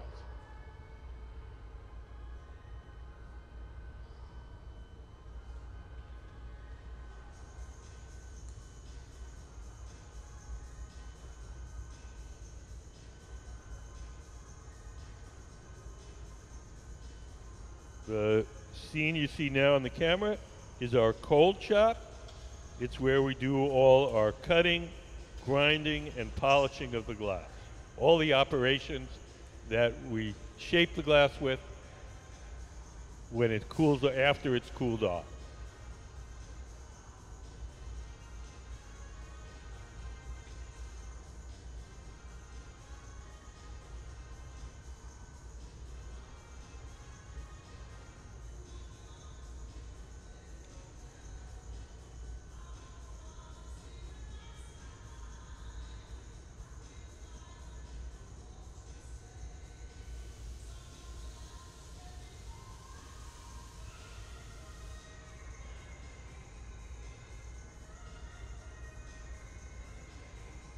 Anybody have any questions?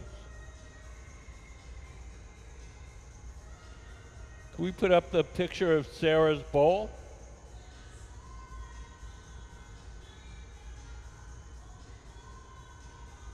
So if you look up on the screen, we're making a bowl similar to that in the little photograph at the top of the screen.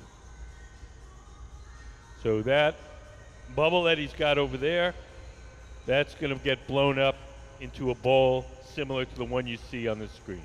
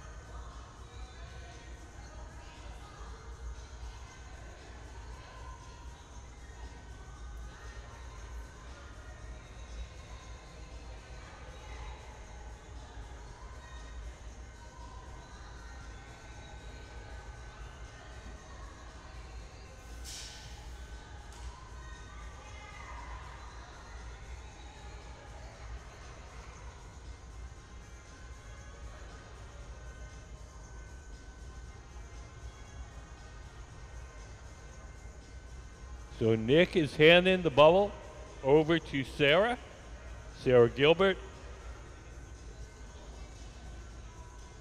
If you look up the big screen, you'll see some of Sarah's work. Sarah's an excellent glass engraver. So she makes forms and layers the different colors of glass, and then she carves back through them to make a design.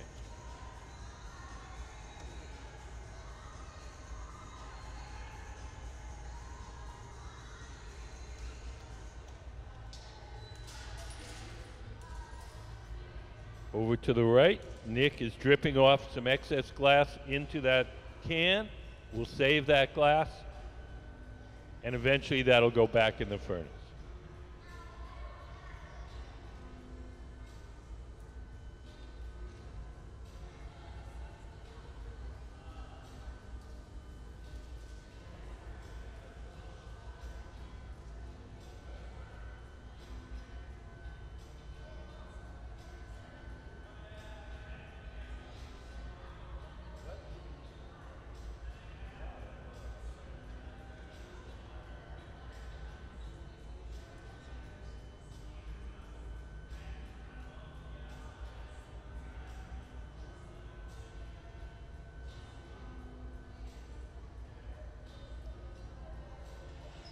So now we have all the glass we need to make our bowl.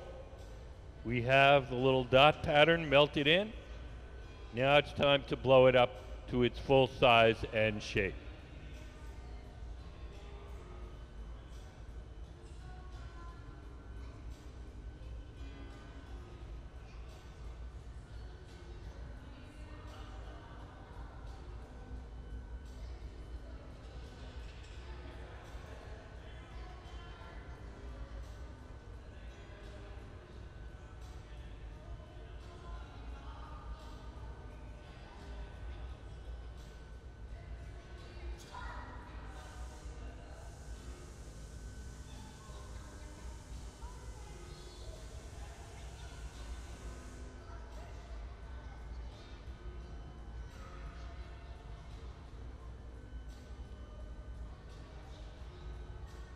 So Sarah is shaping the glass using a pad of wet newspaper, just ordinary newspaper.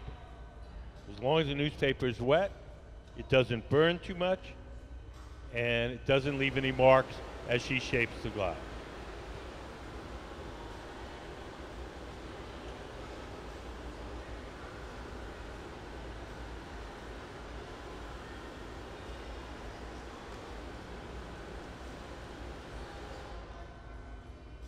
Gabe in the red shirt is crouched down to the left. He's the guy that's going to be blowing. He blows through the steel tube and inflates the glass while Sarah shapes it.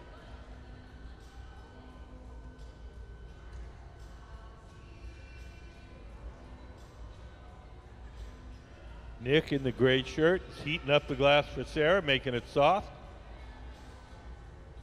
And now Sarah's going to squeeze it and make a sharp crease in it.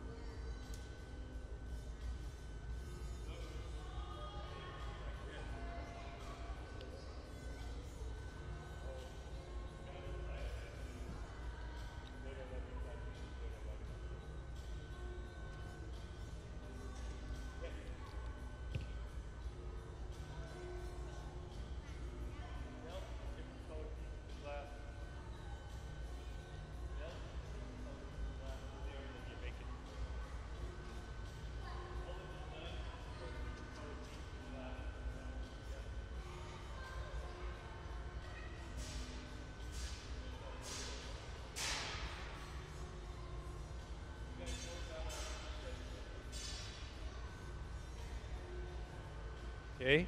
Any kid that comes to museum can do a drawing. Once a month, we pick one of the drawings and make it out of glass. We make 2 copies, one for the kid to take home and one for our museum collection. we have a little video. We show kids design glass.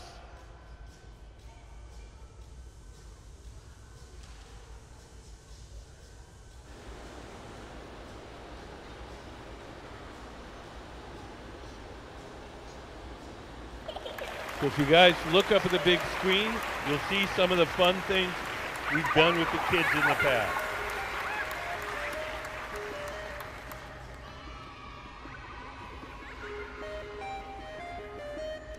It's a baby monster.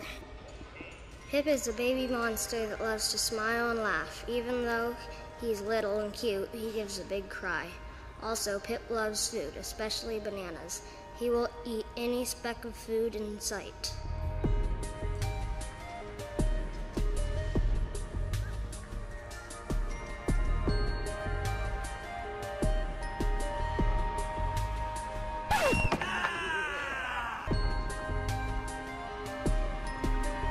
Oh, it's amazing. Totally amazing. And especially if the pieces of art go traveling around, other kids will see, oh my gosh, I could do that too.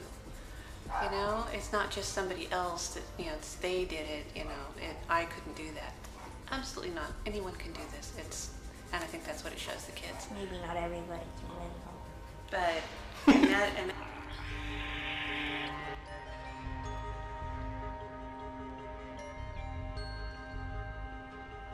I think it's gonna stand up there with one of the coolest things that a museum has ever done.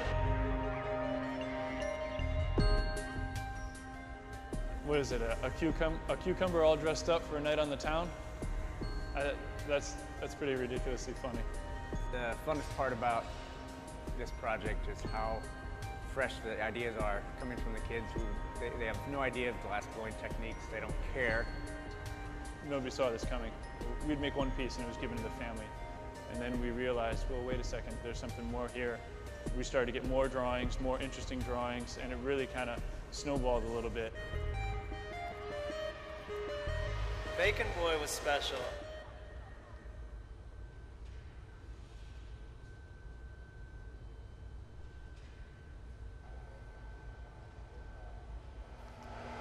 The hat almost looks like a frying pan. Maybe he's wearing a frying pan.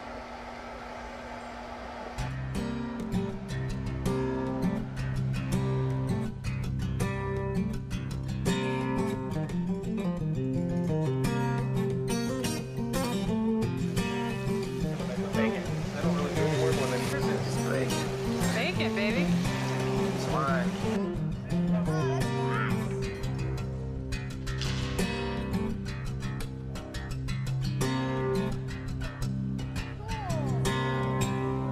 Oh, I see. How's that for his arm? Fingers? Yeah, yeah.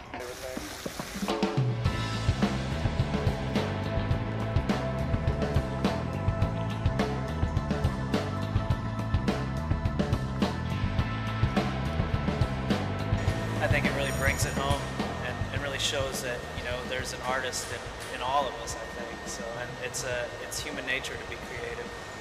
And so I think we lose that as we get older sometimes, and it's cool to see this pure creative nature that children possess. So I think it's cool to share that with the rest of the world, hopefully. So.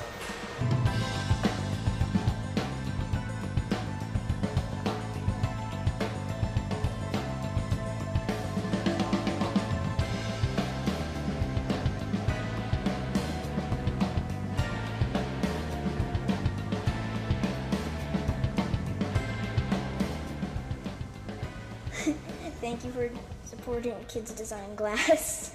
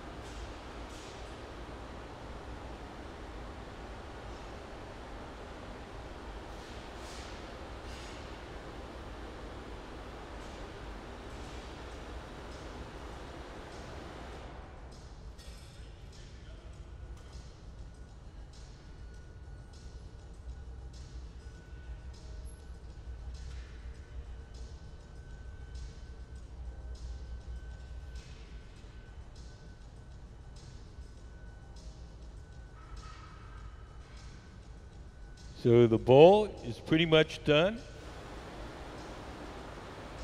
Everything that we make like this has to be cooled slowly. So we'll take it off the metal rod, place it in a special oven where it'll be cooled slowly overnight. Gabe in the gray sweatshirt has put on some insulated gloves. He's going to carry the bowl to our annealing oven where it'll be cooled. A few drops of water to break the joint between the metal rod and the bowl itself. Little tap, off it comes.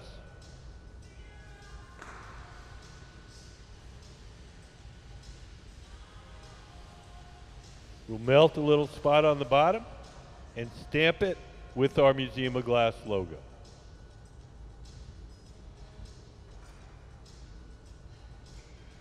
Do you guys have any questions?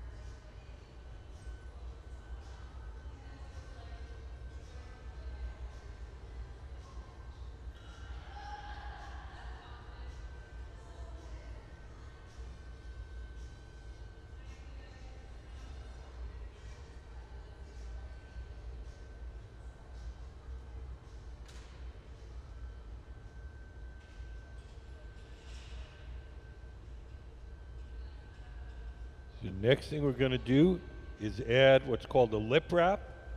We make a little decorative rim right on the edge with a contrasting colored glass. So Nick, over on the left, is heating up the colored glass. He's going to bring it to Sarah, and Sarah will wind on a little strip around the opening.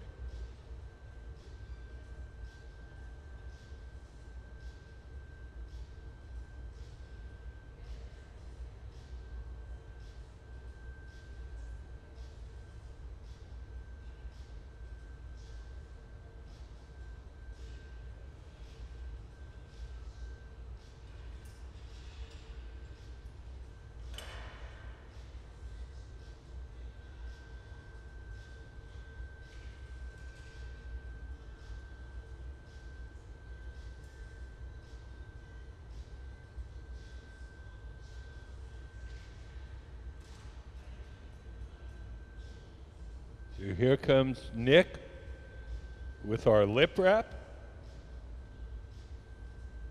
We just wind on a little contrasting colored stripe.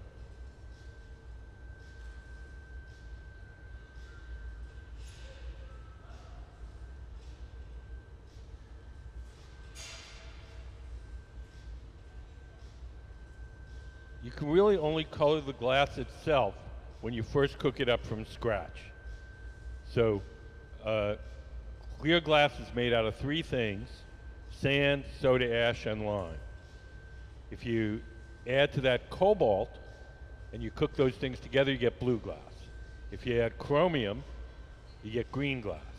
If you add a little bit of gold, you get pink glass. So it's mostly metals dissolved in the glass itself that give it its colors. Not everything that colors glass is a metal, but most of the colorants are.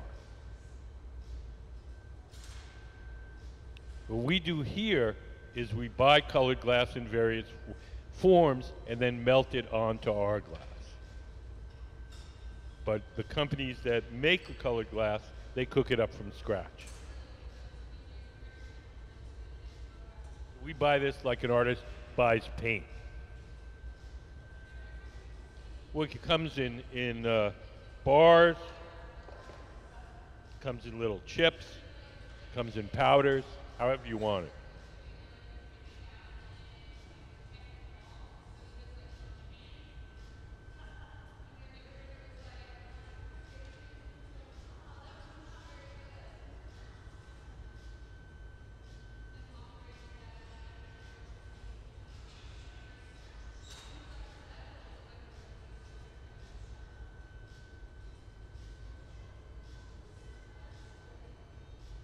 Sarah's pushing on the inside of the bowl to make it wider.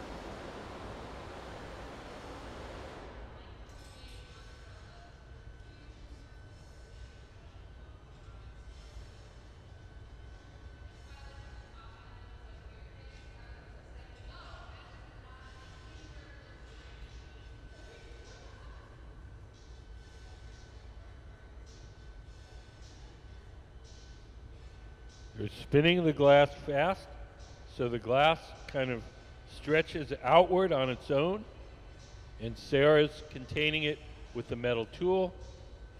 It's getting wider, and she's shaping it with the tool on the outside.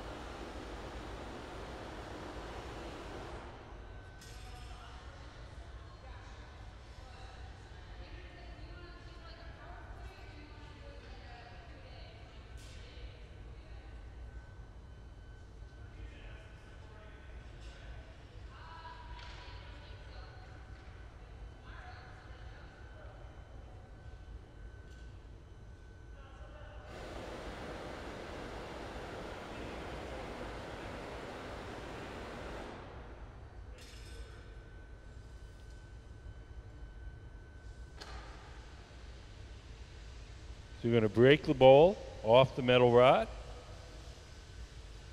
Little tap. Melt a little spot on the bottom. Stamp it with our Museum of Glass logo. And into the annealing oven to cool.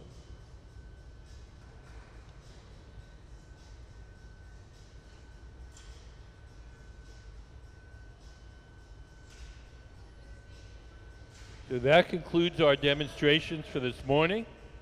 We're going to take an hour lunch, and we'll be back, I guess, 2:15 or something.